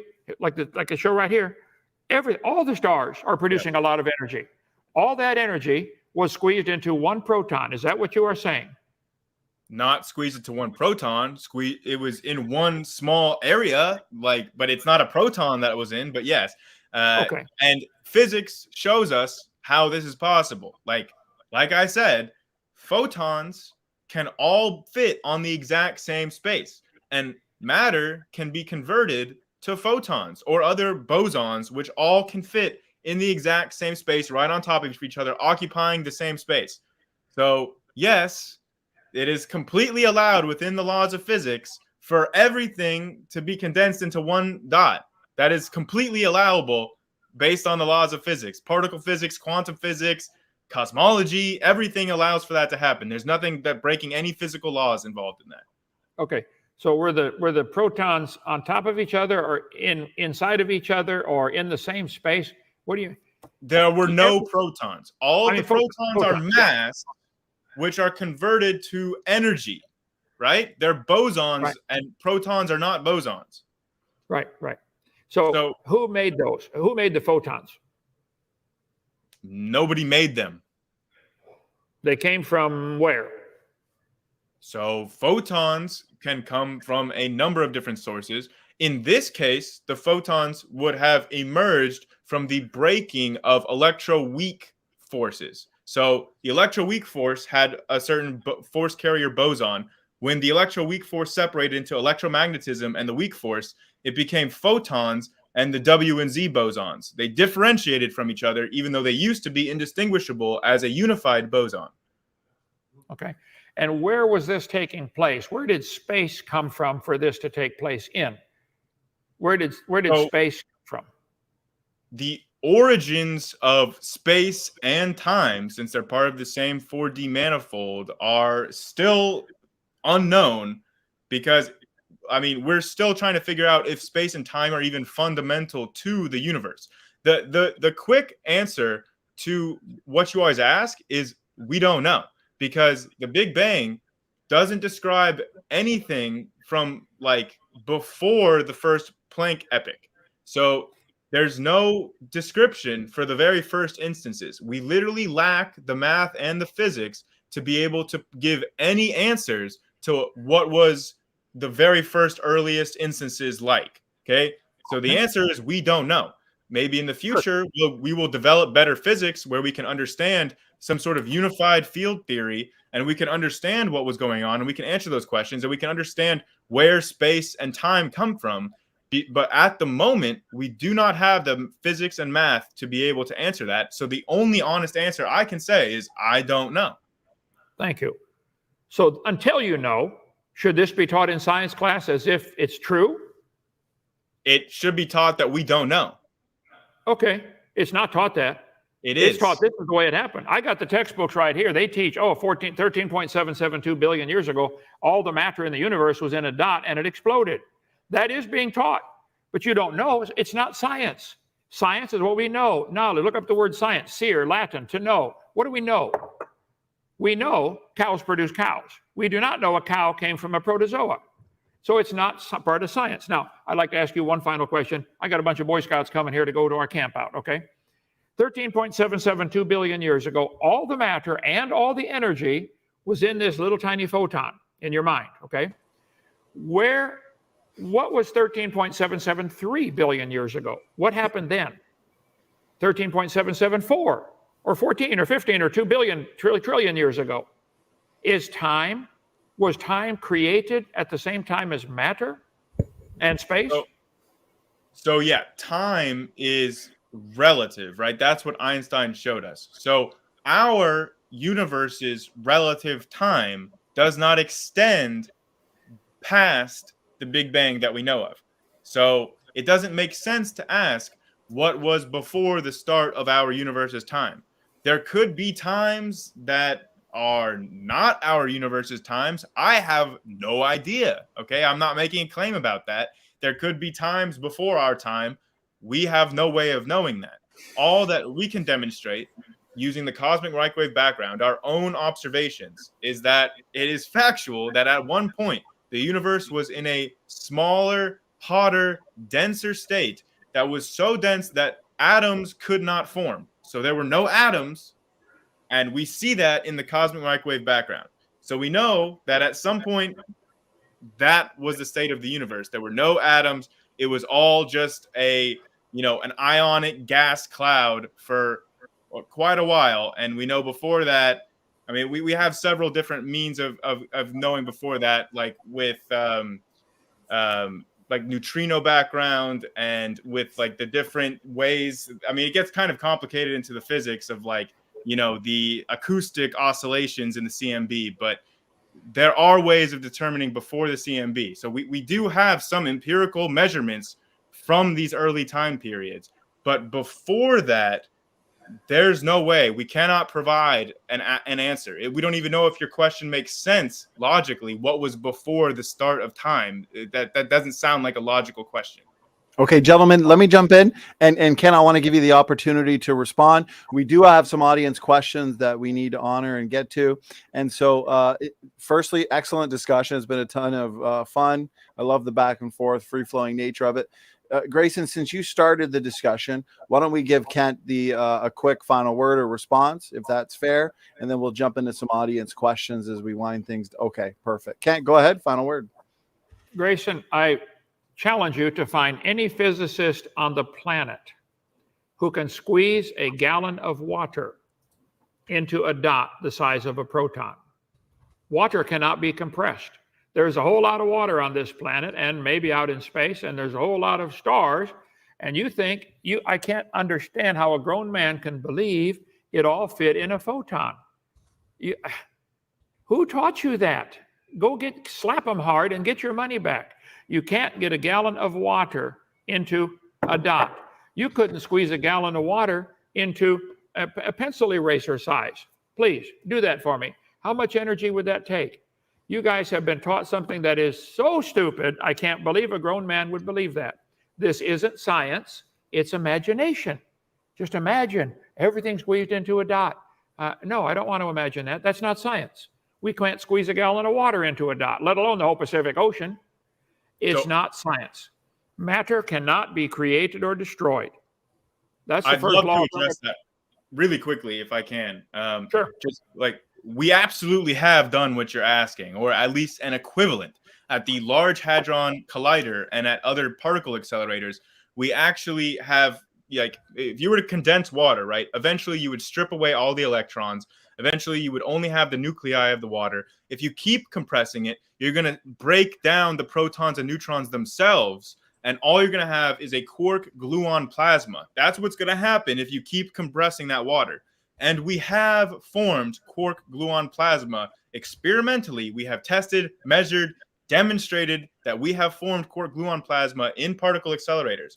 So we have taken the kinds of energies involved in like a gallon of water or whatever, and we have produced compressed matter like quark gluon plasma of those high energies. So we have done experimentally like what Kent is talking about of if you compress water all the way down, eventually you're going to get quark gluon plasma, and we have formed quark gluon plasma. So we've done it. We have experiments where we've done it. I do not believe that for 1 second. I'd like to see the documentation of that. And where did the energy come from to compress it? Who bought the gas to run that machine? And who built the machine to compress it?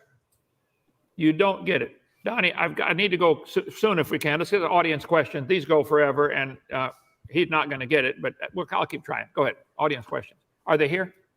No. Okay, good. Not here yet. They're late. Go ahead. Hurry. Okay. Go ahead.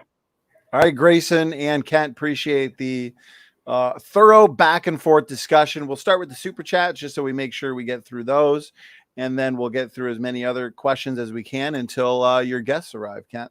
So, okay, here we go. First question comes in from Eric Peterson. Thank you very much for the support to the audience. We've had an excellent audience, got over 200 people right now, and lots of good feedback. So Eric Peterson, thank you for the super chat support. Question for Grayson.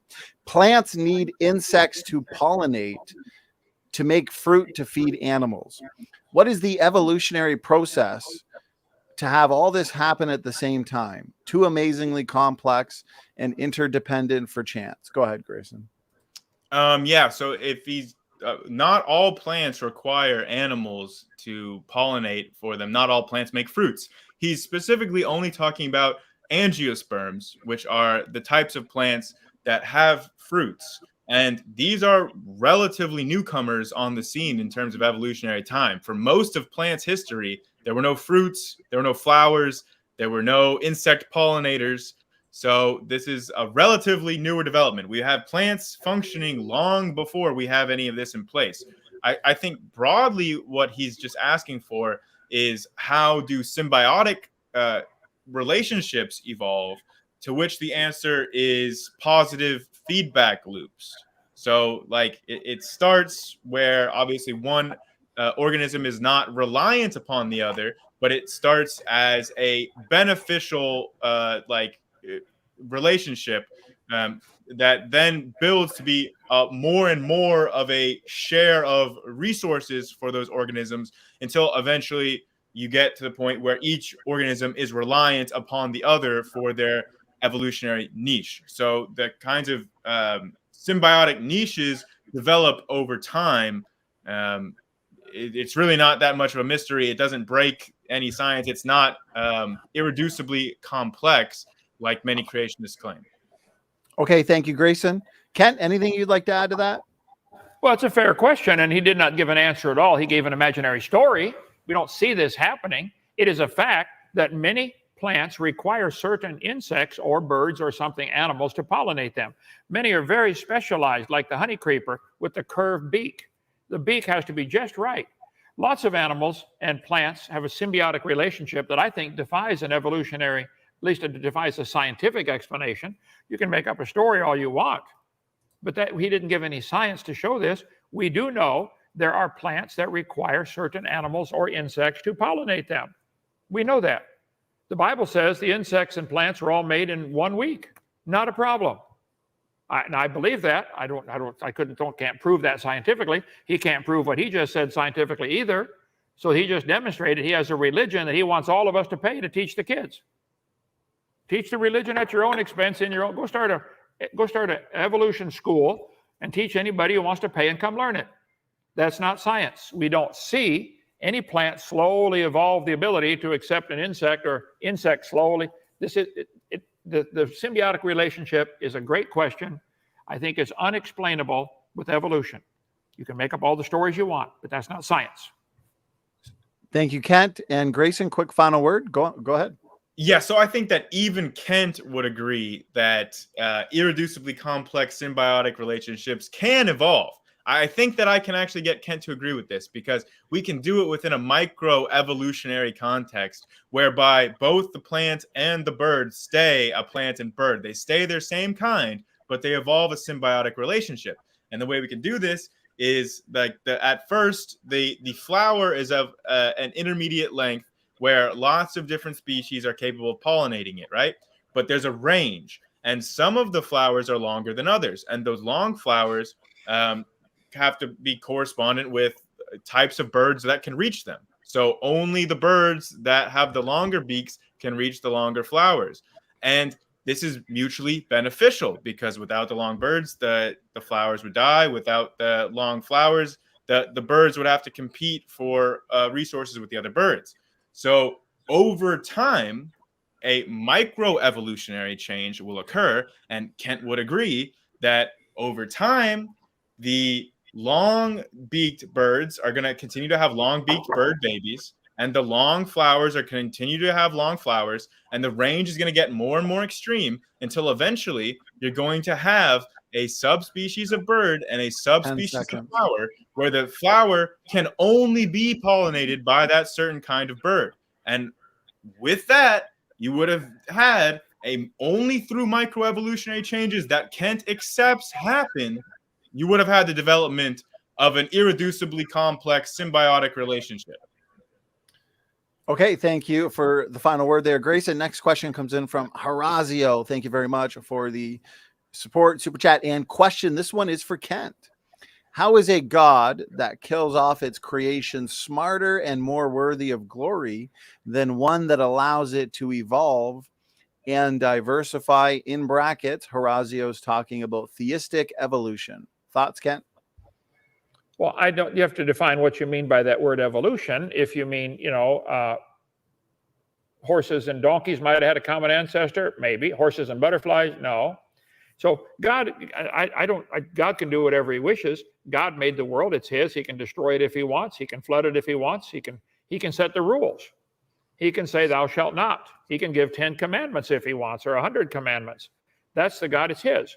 If I build something here at Dinosaur Adventureland and it belongs to our ministry here, I can decide to burn it down if I want, or shoot it full of holes, or whatever we want. It belongs to us. So the God who created the world owns it and can decide what he wants. He decided you have to be perfect to come live with him in heaven. If he let people into heaven like we are, we would ruin that like we've ruined this place. So when we all realized, man, I can't obey God's laws. He said, okay, I'll come do it for you. And Jesus was God himself in the flesh, lived a perfect life, never broke a single law, did everything perfectly, allowed them to kill him, and his blood is put onto my account. I'm the one that deserves to die. So is Grayson. We deserve to die for our sin. But Jesus lovingly said, I'll pay for it for you. If you'll ask me, I'll forgive you and make you one of my children. And when I did that 54 years ago, a seed got planted in my heart and has been growing, trying to change me into a new person. So, yes, I think God can kill off his creation if he wants. I don't think there's any evidence for evolution, so why would I accuse God of doing that? We've never seen what he just gave as his illustration of slowly getting longer flowers and longer beaks that was not observed. It's imagination. SpongeBob. Oh, I forgot my SpongeBob. He's right here. Okay, go ahead. Thank you, Kent. Grayson, would you like to add anything to the question? Yeah, well, all I said was microevolutionary changes, which Kent does agree are observed. So whatever. On this question, I don't really have anything to add because I'm an atheist. I don't believe in God. So I don't really have anything to add to this. So I mean, we can move on. Appreciate it, Grayson. Did you want a quick final word, Kent, or move to the next question? That's good. Go ahead. Get more questions in here. Okay, here we go. Question from Whether or Not. $10 super chat. Thank you very much. Question for Dr. H. Is it possible our genetics and DNA only makes our coats of skin, and it is really our spirits or life that makes us all equal in who we are? Well, I think the Bible clearly teaches man is a triune being. We have a body, a soul, and a spirit. Animals seem to only have a body and a spirit, no soul. Plants seem to only have a body. I think there are 3 different kinds of life on earth: plants, animals, and humans, which are very different. Best illustration I could give for that is the human brain. You have one brain. You can think about things, but you can also think about what you're thinking about and pass judgment on that thought. You can say, wow, that's a bad thought. How can you pass judgment on your own thoughts? Do you have 2 brains? No, one brain doing 2 things. You also are doing things that are unconscious with your brain, controlling regulation, body temperature, circulation, blood pressure, healing, posture. So one brain doing 3 things is maybe a crude analogy of how God can be Father, Son, Holy Spirit, and how man can be different than animals. Humans are different. We have a consciousness of life, and we have a consciousness of a God, at least unless somebody educates it out of you, like they did for Grayson. So I think the genetics don't just make coats of skin. I think it seems to be genetic, some things about our personality. Some people are just sweeter than others or meaner than others. And breeders do this with dogs all the time. They try to breed dogs that are mean, to be, pit bulls or something like that, or breed dogs that are more gentle. Or there seems to be more than just the skin in the genetic code. I don't know where you can point to it, or I can't show you which gene is doing it, but I think most breeders will tell you there seems to be a genetic connection between attitude and personality also. Go ahead. Thank you, Kent. Grayson, yeah, go ahead. Yeah, so I don't really believe in souls or spirits or any of this hoodoo voodoo kind of spiritual stuff. But I will say that Kent is correct about like personalities' relationship with genetics, and how there is a genetic underpinning for a lot of these kind of more personal characteristics, including there is some evidence that there's a genetic underpinning to your belief in God. So whether or not you're predisposed to being more of a God believer or being more of an atheist does seem to have some amount of genetic basis. So God might have just made me an atheist, or at least predisposed to being an atheist. And that was just God's plan for me, I guess.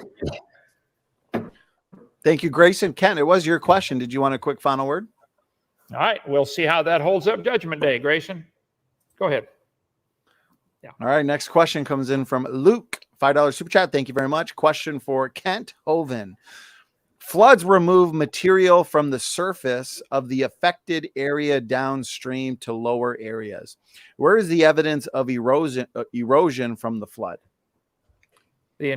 Almost the entire world has hundreds of layers. All of that is evidence for the flood. The top of Grand Canyon is 7,000 to 8,000 feet above sea level. The river enters the canyon at 2,800 feet, less than 3,000. Rivers don't flow uphill. If you plugged up Grand Canyon today, a big lake would form behind it. That lake got too full, I'm guessing 50 years after Noah's flood, cut through the sediments and probably formed Grand Canyon in 1 week. Come Dinosaur Adventureland in Lenox, Alabama, and see our demonstration where we remake a miniature Grand Canyon a couple times a day. It happens very quickly. All of the layers of the so-called geologic column are evidence of this flood. The shuffling back and forth. Where's my sand art toys? Here we go. You can shuffle these back and forth all day long and make hundreds of layers. The flood of Noah with the tide going up and down and rushing in and out would make all the layers. Watch my video I did the other night on erosion and the sedimentary experiments at Colorado with the Navy plumes they have there. Great. Layers form sideways, not vertically. So I covered that on, there's a video called Experiments in Stratification. We covered that, was it last night? Yeah, it's on our, go to drdino.com, and we have about 20 different places where we post our videos. Watch any of them, it's all on there. So where's the evidence from the erosion from the flood? That is what is the geologic column that they talk about. All that is actually 1 year of Noah's flood. Thank you very much, Kent. Grayson, anything you'd like to add or respond to? Yeah, on topic of the evidence of the flood, I think I have demonstrated numerous times tonight using numerous different topics that the flood could not have happened. The Plankton ordering shows that the flood could not explain that. The igneous layers, like at Specimen Ridge, show that a flood cannot possibly form that. We didn't even get to things like Aeolian wind-formed deposits, like at the Grand Canyon and in Utah, and we didn't even get to limestone, which could not form during a flood. And we have huge limestone deposits, which could not physically form in 6,000 years in a flood. And with a funny thing with limestone is you have another version of the heat problem, where if all the limestone on Earth was formed in 1 year from a flood, the amount of heat that would have been released, because remember, the precipitation of calcium carbonate is exogenous. It releases energy. The amount of energy that would have released if all that limestone were formed at once would have heated the world's oceans over 1,000 degrees. So there's a whole new heat problem on top of the heat problem creationists already have with the flood. So there are numerous lines of evidence that show conclusively that a flood would have been physically impossible to have formed the world that we live in today in reality. Okay, thank you, Grayson. Kent, question was for you. You can have a final word if you like. Well, that's a whole new debate. I like that. Thank you so much. I think you're mistaken about that. The heat problem, there is no heat problem. I covered that in my video number 4. But okay, where is the evidence of the erosion from the flood? Floods don't always erode away materials. They sometimes deposit materials. There's plenty of water on the planet right now. I think everybody would agree there's enough water out there to cover the world. Oceans average 12,000 feet deep. You know, if you smoothed out the world, the water would be 8,800 feet deep everywhere. There is plenty of water to flood the world. And the Bible says at the end of the flood, Psalm 104, the mountains arose, the valleys sank down. I think the crust of the earth is all broken up because of Noah's flood and the fountains of the deep breaking open. And it's maybe way more than interesting that the mountain ranges follow the coastlines. Rocky Mountains follow the Pacific. Appalachian follow the North Atlantic. Andes Mountains follow the South Pacific. I think the flood is the only explanation for the mountains and the crust of the earth we have today. The earth is broken up because of Noah's flood and the fountains of the deep, and some of the plates are still moving. And we still have earthquakes and volcanoes and plate tectonics and fluctuations still happening. So his question is incorrect, that the floods remove material. Sometimes they do, sometimes they redeposit material. So all is doing shuffling it around. Shuffling a deck of cards doesn't change the number of cards in the deck. They're still 52, or it's got a joker 53. Okay. Really quickly. Sorry about this, Donny, but really quickly, I wanted to ask Kent, because you showed that globe. I want to ask, what do you think of, because I've encountered this personally. I've encountered a Christian, a creationist, that has not just the 6 stages of evolution. They're using it from you. They're using your terminology for the 6 stages of evolution there, but they're adding a 7th, and they're adding the 7th one as the heliocentric model is the 7th stage of evolution. And I've literally seen them accuse other Christians of being evolutionists because they don't believe that the earth is flat and they believe in a heliocentric solar system. And they're saying that's the theory of evolution. That's the 7th stage of evolution. What do you think of that? Like, they're using your model, but they're using it to try to push a flat earth. Yeah, people use guns for killing people too. You tell them that I said they are stupid, they are wrong, the earth is round, it goes around the sun. Okay, well, I'm very glad that I can tell them that you said that. Good. Tell them they're stupid. They should quit teaching that. It's dumb. Okay? All right. We agree. We finally agree. We did it. Yeah. There you go. One day, Kent and Grayson can team up for a flat Earth debate. Wouldn't that be something to see? That'd be fun. Okay, question from Boomer21. Looks like I got a fellow Canadian here with me. Appreciate the support. And question for Grayson. So here we go. If there was a geological column, then how do you explain human footprints being found amongst dinosaur footprints? Yeah, it's quite simple. They're not. Like, you can... I live pretty close to the whole famous like Glen Rose area of Texas, where they supposedly had human footprints together with dinosaurs. Those were debunked. They weren't human footprints at all. In fact, every instance of this that I have seen is not actually human footprints and not side by side with dinosaurs. So each one can be debunked. There is not an instance where you have human footprints in the same layer as dinosaur footprints. Doesn't happen. Kent, any thoughts? Well, 2 thoughts. I think he's completely mistaken. I've also been there and seen the human footprints with dinosaur footprints and have castings of them, and they're certainly human. But that's, I'm wondering, Donny, $5.50 Canadian. Is that like 25 cents American now?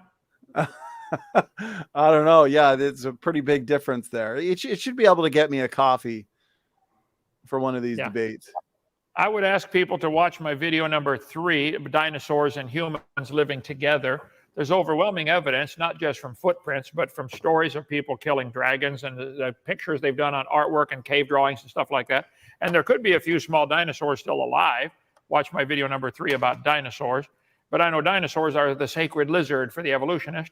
They're huge compared to today's creatures. How on earth did they live on this planet? You had to have greater oxygen, greater air pressure. You can't get an animal that big on today's climate. So I think my video number 2 talks about what the world was like before the flood came. Explains it all. God made the world in 6 days. It was very different. People lived to be 900, including dinosaurs, and they lived with Adam and Eve. They did not live millions of years ago. I think they're lying to the kids to teach them that. Thank you, Kent. Grayson, real quick final word, because we got 2 more questions to get through, and we'll make sure we do a power round. So go ahead, Grayson. Yeah, I mean, I just have no idea to respond to all of that. Dragons and you know, Sir Lancelot proves the dinosaurs. I don't know. I mean, like, it's all a little bit far-fetched. I don't think that dinosaurs lived with humans. I've never seen any evidence that that occurred, even though I have watched Kent's videotapes. I don't see any compelling evidence.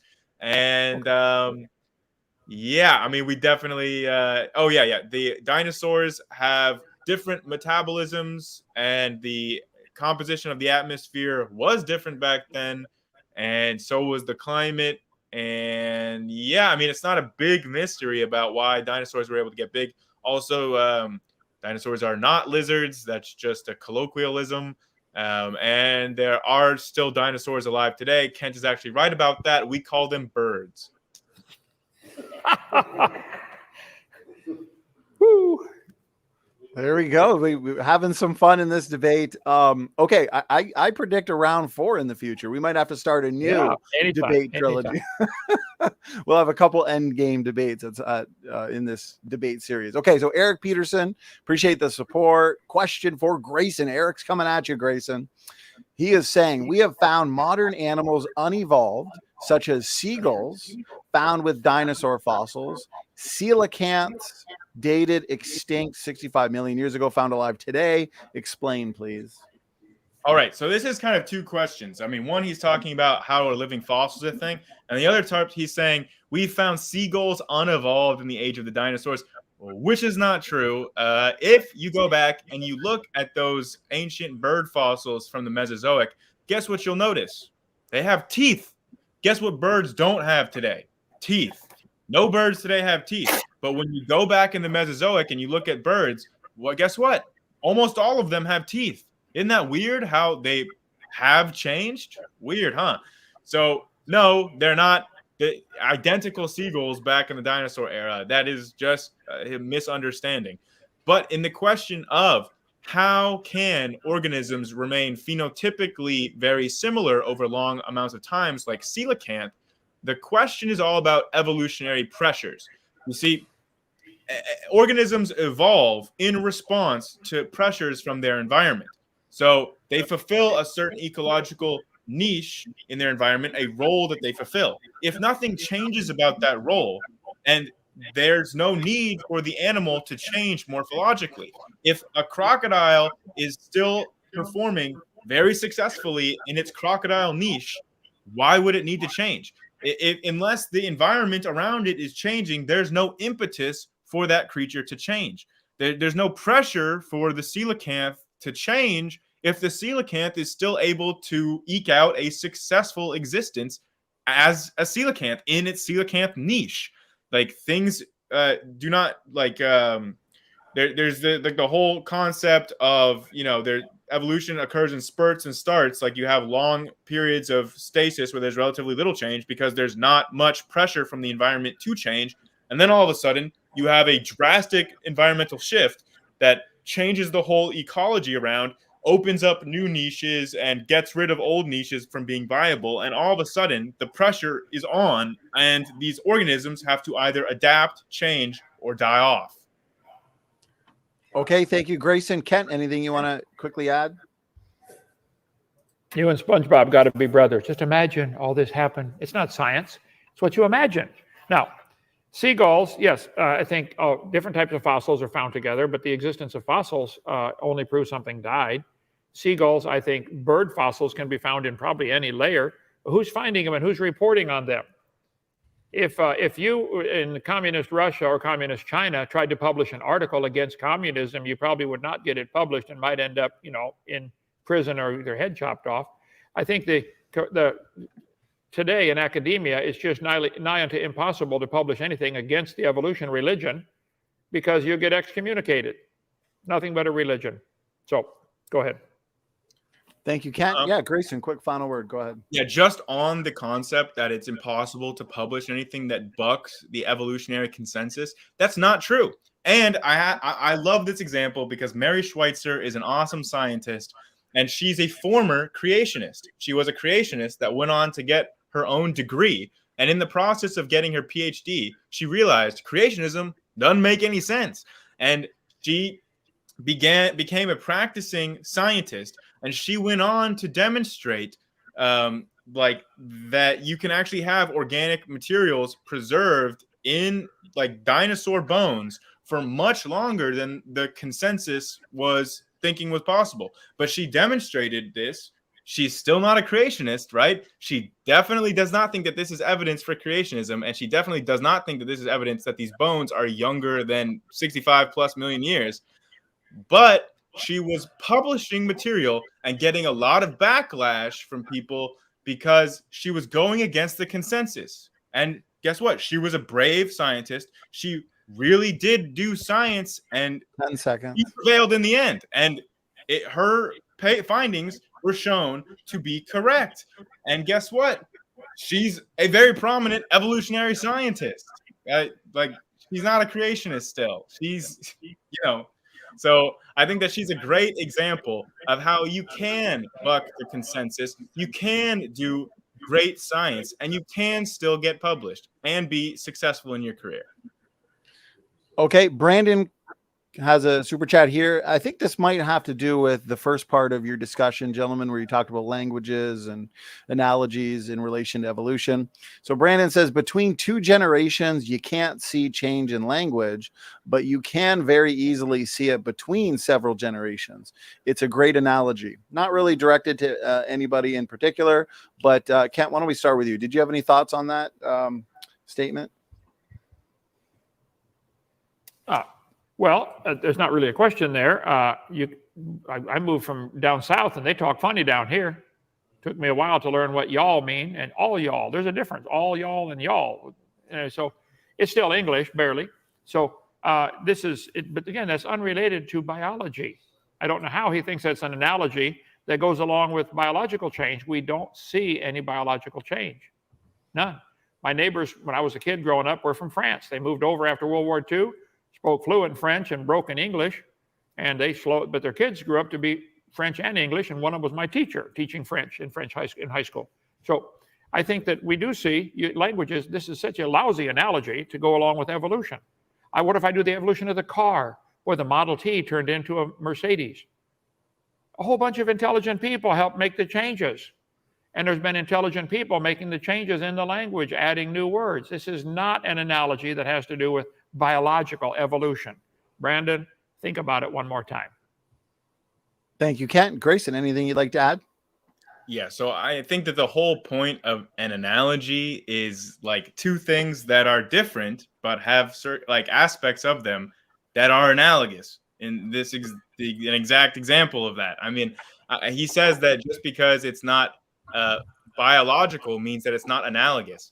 Well, I really love that logic, because you know who loves to use cars and books as an analogy for living things? Kent Hovind. He loves using like cars and watches and pens and books. He uses books as analogies for genomes all the time. So can I just say, well, Kent, those things are not biological, so there's no analogy. Do you think that Kent would accept that logic? No, he would not accept his own logic when it's used against him. So why should anyone accept his logic? Kent, I guess it was directed more so at you if you wanted a quick final word on it. No, let's go on. Let's get a few more questions done. I got to get going here, brother. All right, perfect. Let's go. Let's start wrapping it up here. Bubblegum Gun, $2 super chat. One of your biggest fans, Grayson, he's coming at you. Quick question. How does Grayson explain away the London hammer? Are you familiar with the London hammer at all, Grayson? I'm not familiar with the London hammer. I'm just looking at the Wikipedia page right now. It just looks like a hammer that was found in London, Texas. And yeah, I don't know enough about it in order to make any kind of statement at this point. This is my first time ever hearing about it. Kent, I don't know if you've heard about this before or not.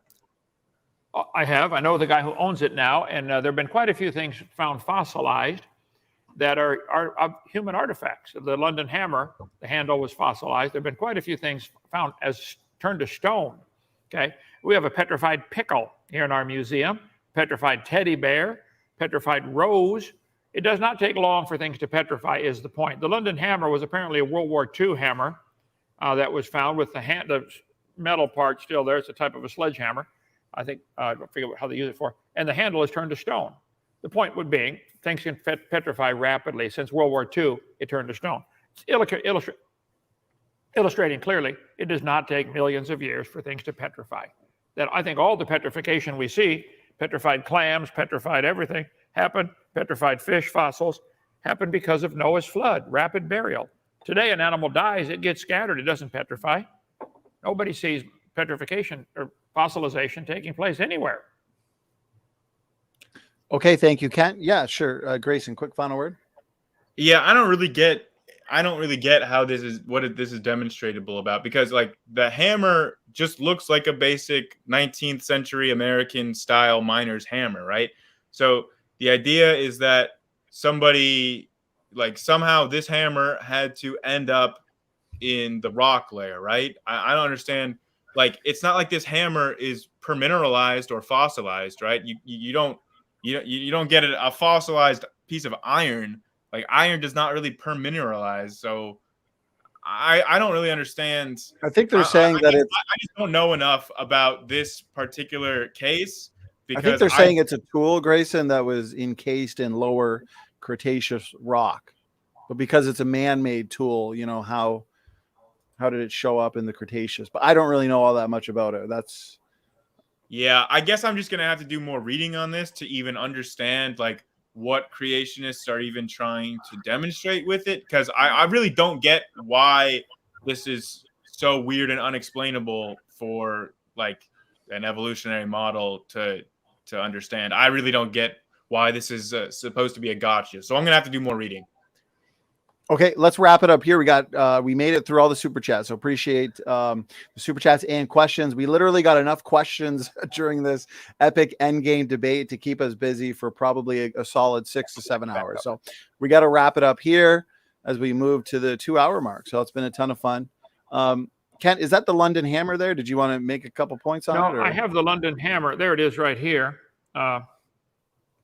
Let's see, high school student dug this hammer up in their yard a few weeks ago. The handle has petrified from World War II. This was in Hawaii. That was at least 10 years ago, the email of the person who has it. If you'd like to see it. It might be in the Creation Museum in Texas, in Glen Rose, Texas, if you go over there, Grayson, if you'd like to see it. Here's a fossilized bowler's hat found in New Zealand. Here's petrified fish giving birth, indicating petrification takes place pretty rapidly.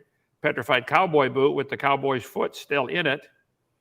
So the illustration is petrification can take place quickly. That's all. The fishing reel stuck in a rock. The rock turned to stone around a fishing reel. So apparently, it doesn't take long. What article, what magazine? Oh, Chattanooga Times. Okay, you can read that back 20 years ago. Petrified water wheel in Australia.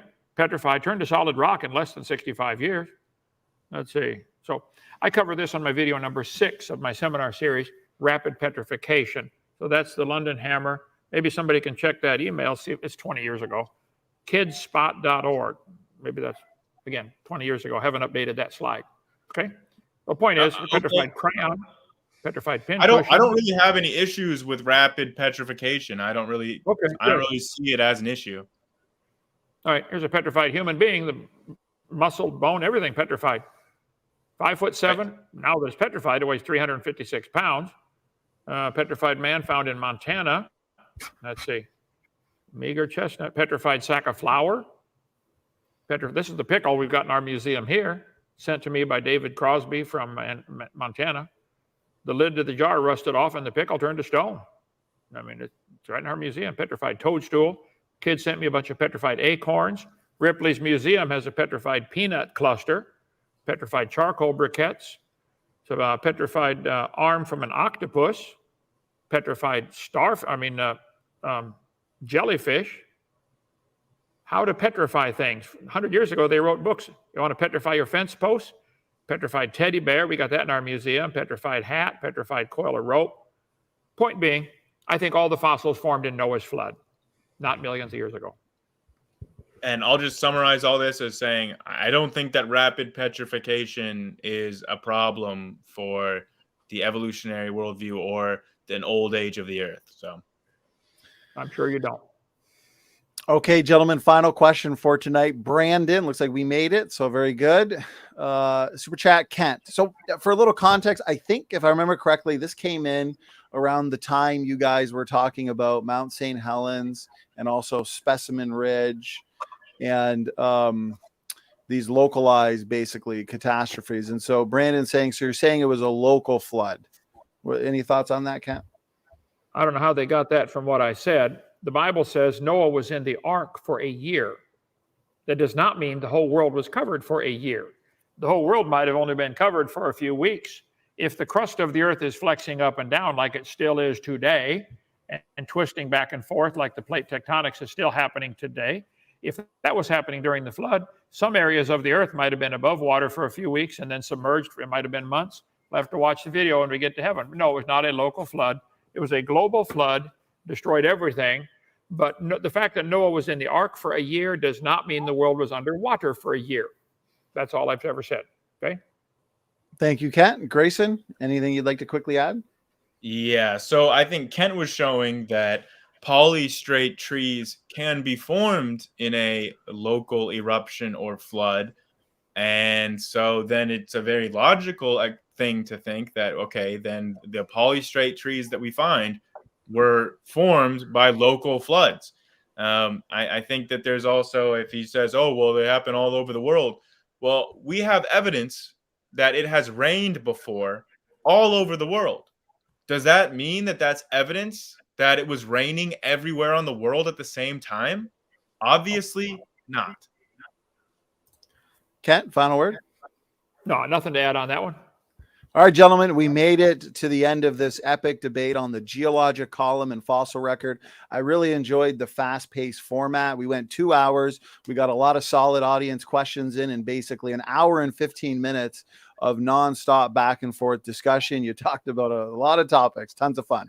Okay, you want some quick final words, final thoughts? Let's start with you, Grayson. Thank you for doing this. This was the Endgame debate, so this completed what I would say is a very memorable 3-part series of debates between you and Kent.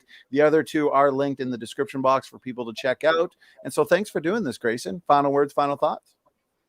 Yeah, so in my first debate with Kent, I demonstrated the evidence of evolution from genetics, and I debunked his notion of kinds.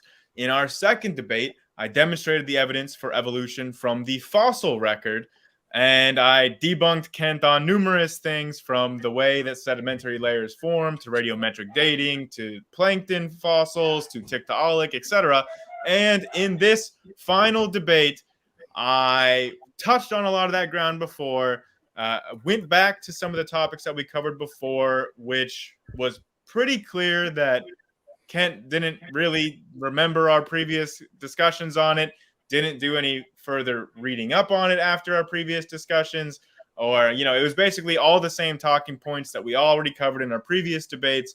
But it was good to be able to ask these kind of questions on a lot of different subjects. But the main theme for my questions tonight was showing that Kent's model of the flood is physically impossible and cannot describe the world that we see around us today.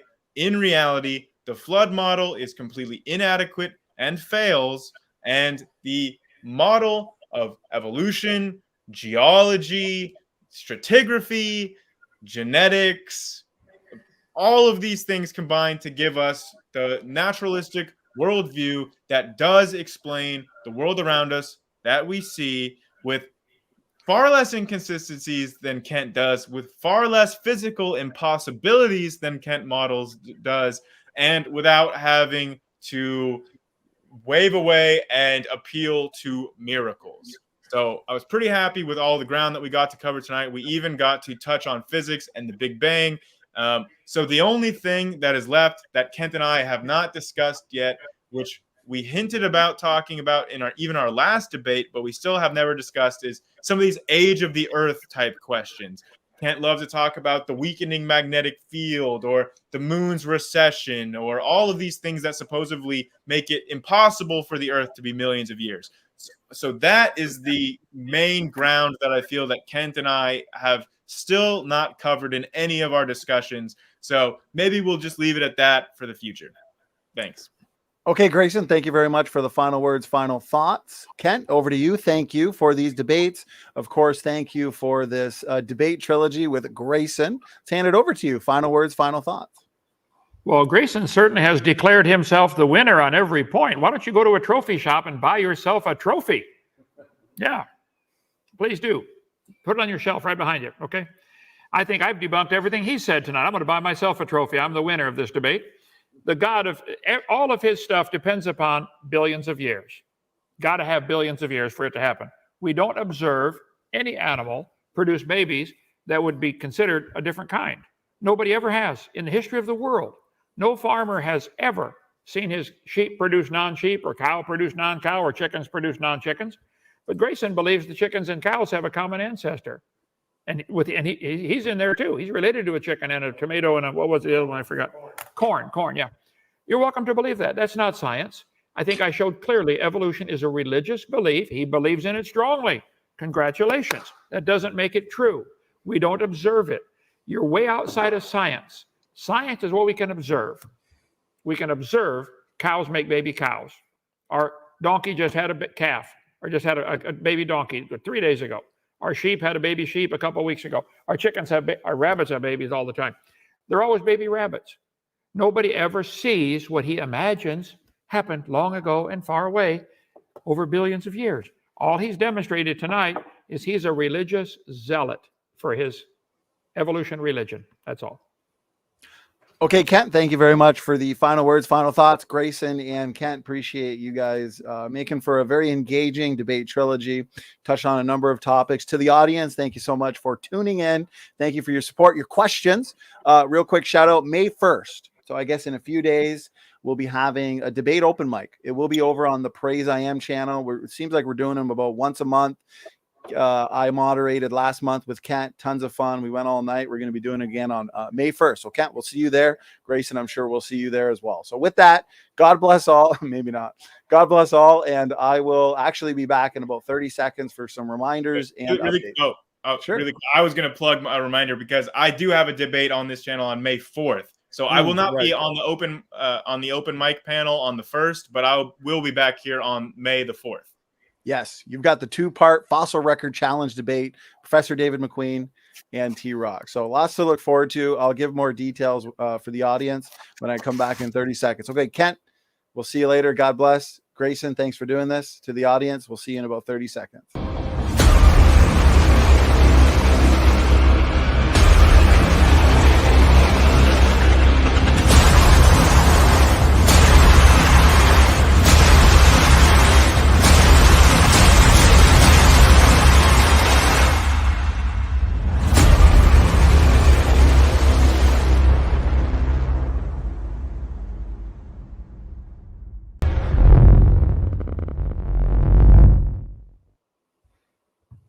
All right. There we go. It's just me, y'all. And I hope everybody enjoyed the debate as much as I did. It almost feels like we just started. So we started a little bit earlier for this debate than we usually do. We wanted to make sure we had enough time to get in a long discussion and also a lot of audience questions. We only got through the super chats that came in, and we still did about 30 minutes of audience questions. I'm looking to the side here, and I have 41 questions saved. And so I appreciate it. We've got the best audience on YouTube. I mean that. We get so much engagement. We get a lot of very lively side chat debates going on. People are passionate. It's an important topic. And this debate trilogy, we've done a lot of debate trilogies, and I think this is one of my favorites. I've really enjoyed the showdowns between Kent and Grayson. Big reason, I think, is the 3 debates were mostly free-flowing. And so there's a lot of topics discussed, a lot of points engaged, a lot of questions asked on both sides. Tonight especially was, I think, pretty epic because we got to see some discussion on the Big Bang, evolution, the fossil record, the geologic column, the flood. And so this was a lot of fun, and I hope everybody enjoyed it as much as I did. That completes the debate trilogy. And so I am Maximus. I appreciate it. Glad everybody enjoys these as much as I do. We strongly believe in critical thinking and getting out of our theological echo chambers, scientific echo chambers, getting into the debate octagon here on Standing for Truth and engaging these topics. So Grayson and Kent made for an epic debate trilogy. If you haven't yet seen the entire thing, there's enough there to keep you busy. Probably 6 to 7 hours worth of debate. Check the description box for debate 1, debate 2, and also tonight's endgame debate. Doki Doki Bible Club, appreciate it. So we're doing full-time ministry here, and you guys are the life and blood of this channel. I appreciate all the support, all the super chats. You're keeping us going. I host about 4 to 5 events a week. That is the goal, is to put between 4 and 5 events a week. There's a lot of behind the scenes work as well with just articles, study, behind the scenes stuff we're going on, books, currently working on another handbook. And so, those couple days where there's not events helps me focus on those kinds of things as well. So we are always looking for debaters. I've got debates booked all of May now. every single week. You should see them on the channel. Most of them are posted. I keep my thumbnail guy, Brandon, busy. So he's got another folder of about 6 or 7 thumbnails for June. So June, again, we're having another, we're going to have another epic month of debates on soteriology. I'm actually in the midst of booking some big theology, soteriology related debates and eschatology for July and August. So I'm setting events for months in advance. I want to pump out content for you guys. And so, yes, we host a lot of big debates with a lot of big name debaters, theologians, apologists, so on and so forth. But here at Standing For Truth, we also like to give the opportunity for newcomers. And I host a lot of newcomers, people who haven't debated before, but they want to debate. They want to enter the debate octagon. And so if you're interested in debating, reach out to me. I get a ton of requests weekly.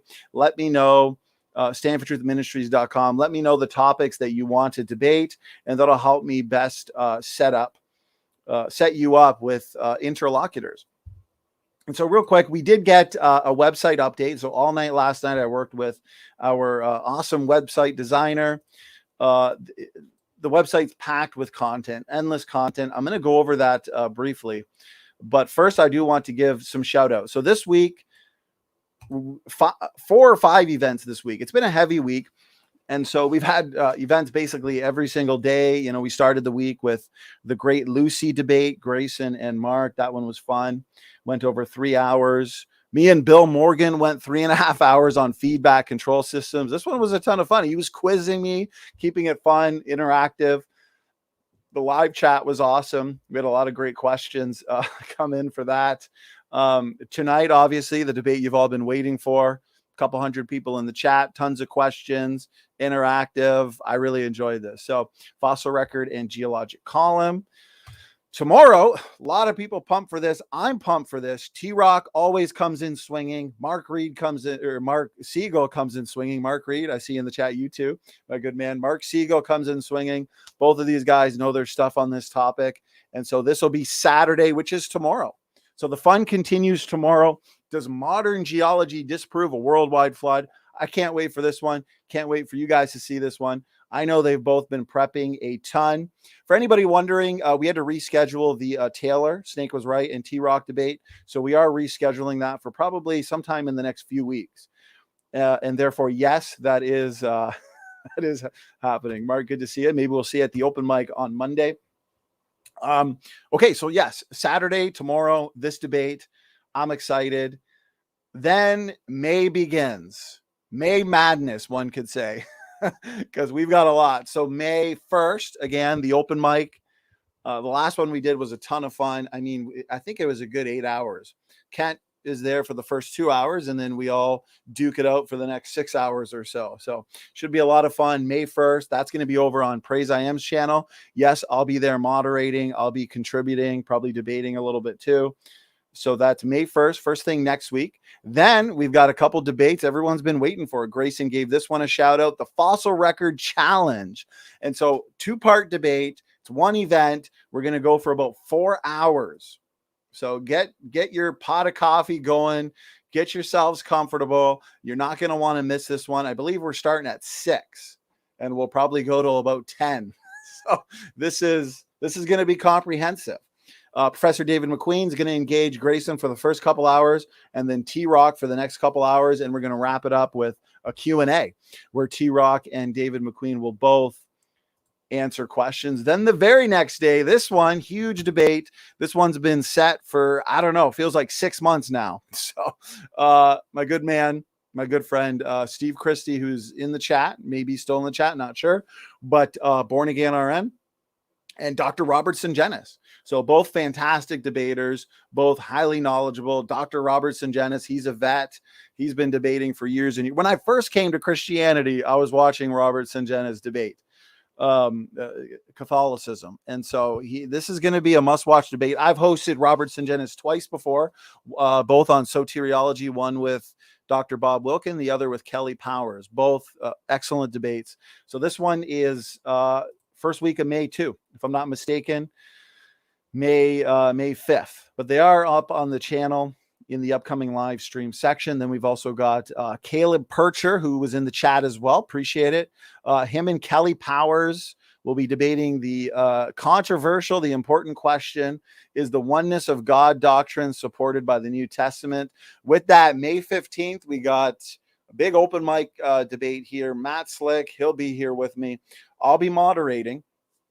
And I've already confirmed with at least 3 or 4 proponents of, you know, the oneness doctrine, modalism, so on and so forth, Unitarianism, basically anybody who disagrees with the Trinitarian doctrine.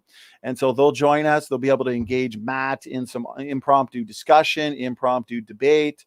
Make sure to join us. Trinitarians as well, you know, fellow Trinitarians, join that. You can ask questions. It's going to be a very easygoing debate night. And so it'll be very free-flowing. Caleb here, he's going to be joining. He's probably going to be kickstarting the night, actually. So him and Matt Slick, they haven't debated yet. And so we're going to dedicate the first 30 minutes or so to Caleb and Matt going at it. And what we do in open mics, people know we host open mics all the time. Go around the room. Once we've gone around the room, people who've already engaged can engage again. And so it is going to be comprehensive.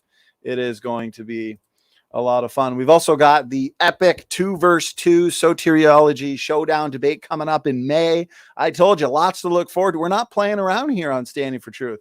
We want to put out the best debates and give you the best content available. So keep you entertained, keep you edified. So Turretin fan Dan Chapa, both experienced debaters, both highly knowledgeable in the world of soteriology. Charles Jennings and Eli Haytov, both experienced, highly knowledgeable in the world of soteriology. So 2-verse-2, they're both going to duke it out. All 4 of them, both teams, I should say. Lordship salvation versus free grace theology, another hot topic, controversial one that gets people excited and usually leads to a pretty lively live chat. I'm looking forward to this one. I'd consider this a main event. This is coming up in May. I've wanted to see this one, so we set it up. The Great Rapture Debate. Nick Sayers, Pastor Tommy McMurtry. Is the pre-tribulation rapture biblical? This is going to be an epic debate. The rapture topic can be, we get passionate in the world of eschatology. In-house debate, of course, so we should debate it in brotherly love, but it's also an important topic. And so the Great Rapture Debate, this is going to happen at the end of May. We've also got Pastor Matt First and Nick Sayers debating at the end of May. They're debating. The title is Replacement Theology Biblical. I just don't have a thumbnail for that yet. I've also got Pastor Scott Clem and Mark White. They'll be debating in June the topic of Israel. So lots of dispensationalism and rapture type debates. And last shout out, pump for this, Anthony Rogers, Andrew Griffin, Trinitarian versus Unitarian, debate on the pre-existence of Jesus. This is coming up in May as well. So lots to look forward to, a good variety of topics all. So you're not going to want to miss out on these, which means hit that subscribe button, hit that notification bell, and that way you won't miss these debates. You'll be notified, you'll be reminded. Sometimes it's easy to forget when you've got 4 to 5 debates a week to look forward to. Okay, real quick. And I'm also getting kind of tired here too. So I'm going to make this one a little quicker. I know I can talk when I get going. So, okay, standingfortruthministries.com. Please check it out, guys. If you have a question, you have a concern, you've heard a challenge, you've heard an objection, you know, I'll be surprised if you don't find something here on whatever the topic is. Okay. So it's all updated. Check the website. We've got some articles to the side here that you can read. The SFT podcast. So you click that, you've got about 130 episodes to enjoy. If you haven't read this article that I've co-authored with my brother here, Christopher Roop, on genetic entropy, do check that out. Seems like a lot of people have enjoyed it. Lots of good feedback. I put out a community post about a week ago, and lots of engagement, I guess you could say, on that community post. So check it out. Content on all sorts of topics here. You can see defending the Trinity. We get into mammoths here, endogenous retroviruses. Anyways, if you go to the side here, answering common questions and refuting arguments. So I make it easy for everybody. Go here on the main page, and me, as being somebody who's hosted so many debates, over 300, engaged in debates, been doing this full time for a while, I've quite aware of what the most common questions are in the world of origins. And so they're all listed here. You can go through it. I've just added several more. As you can tell, there's a ton here. So if you go down here, can young Earth creationists explain metamorphic rocks? Is there evidence for multi-cell evolution? What is the real history of the world? Do young Earth creationists require accelerated decay? What can explain the ordering of the fossil record? Did dinosaurs have feathers? There's a fun one. And so you can keep going through here, tons of content. Go to the video section. I highly recommend. Go down to the side, categories. Lots of categories. Website designer and myself are always adding new categories. And even in the next couple of days, there should be more added to it. For example, we're going to be adding an endogenous retroviruses category here, an SFT podcast category. Anyway, so if you go through here, you'll find categories: young Earth creation, origin of life, refuting the critics. Down here, I just added flood boundaries. So in the world of young Earth creation, very controversial topic, very controversial question. Where's the flood boundary? The flood boundaries, because you've got your, pre-flood flood boundary, you got your flood boundary.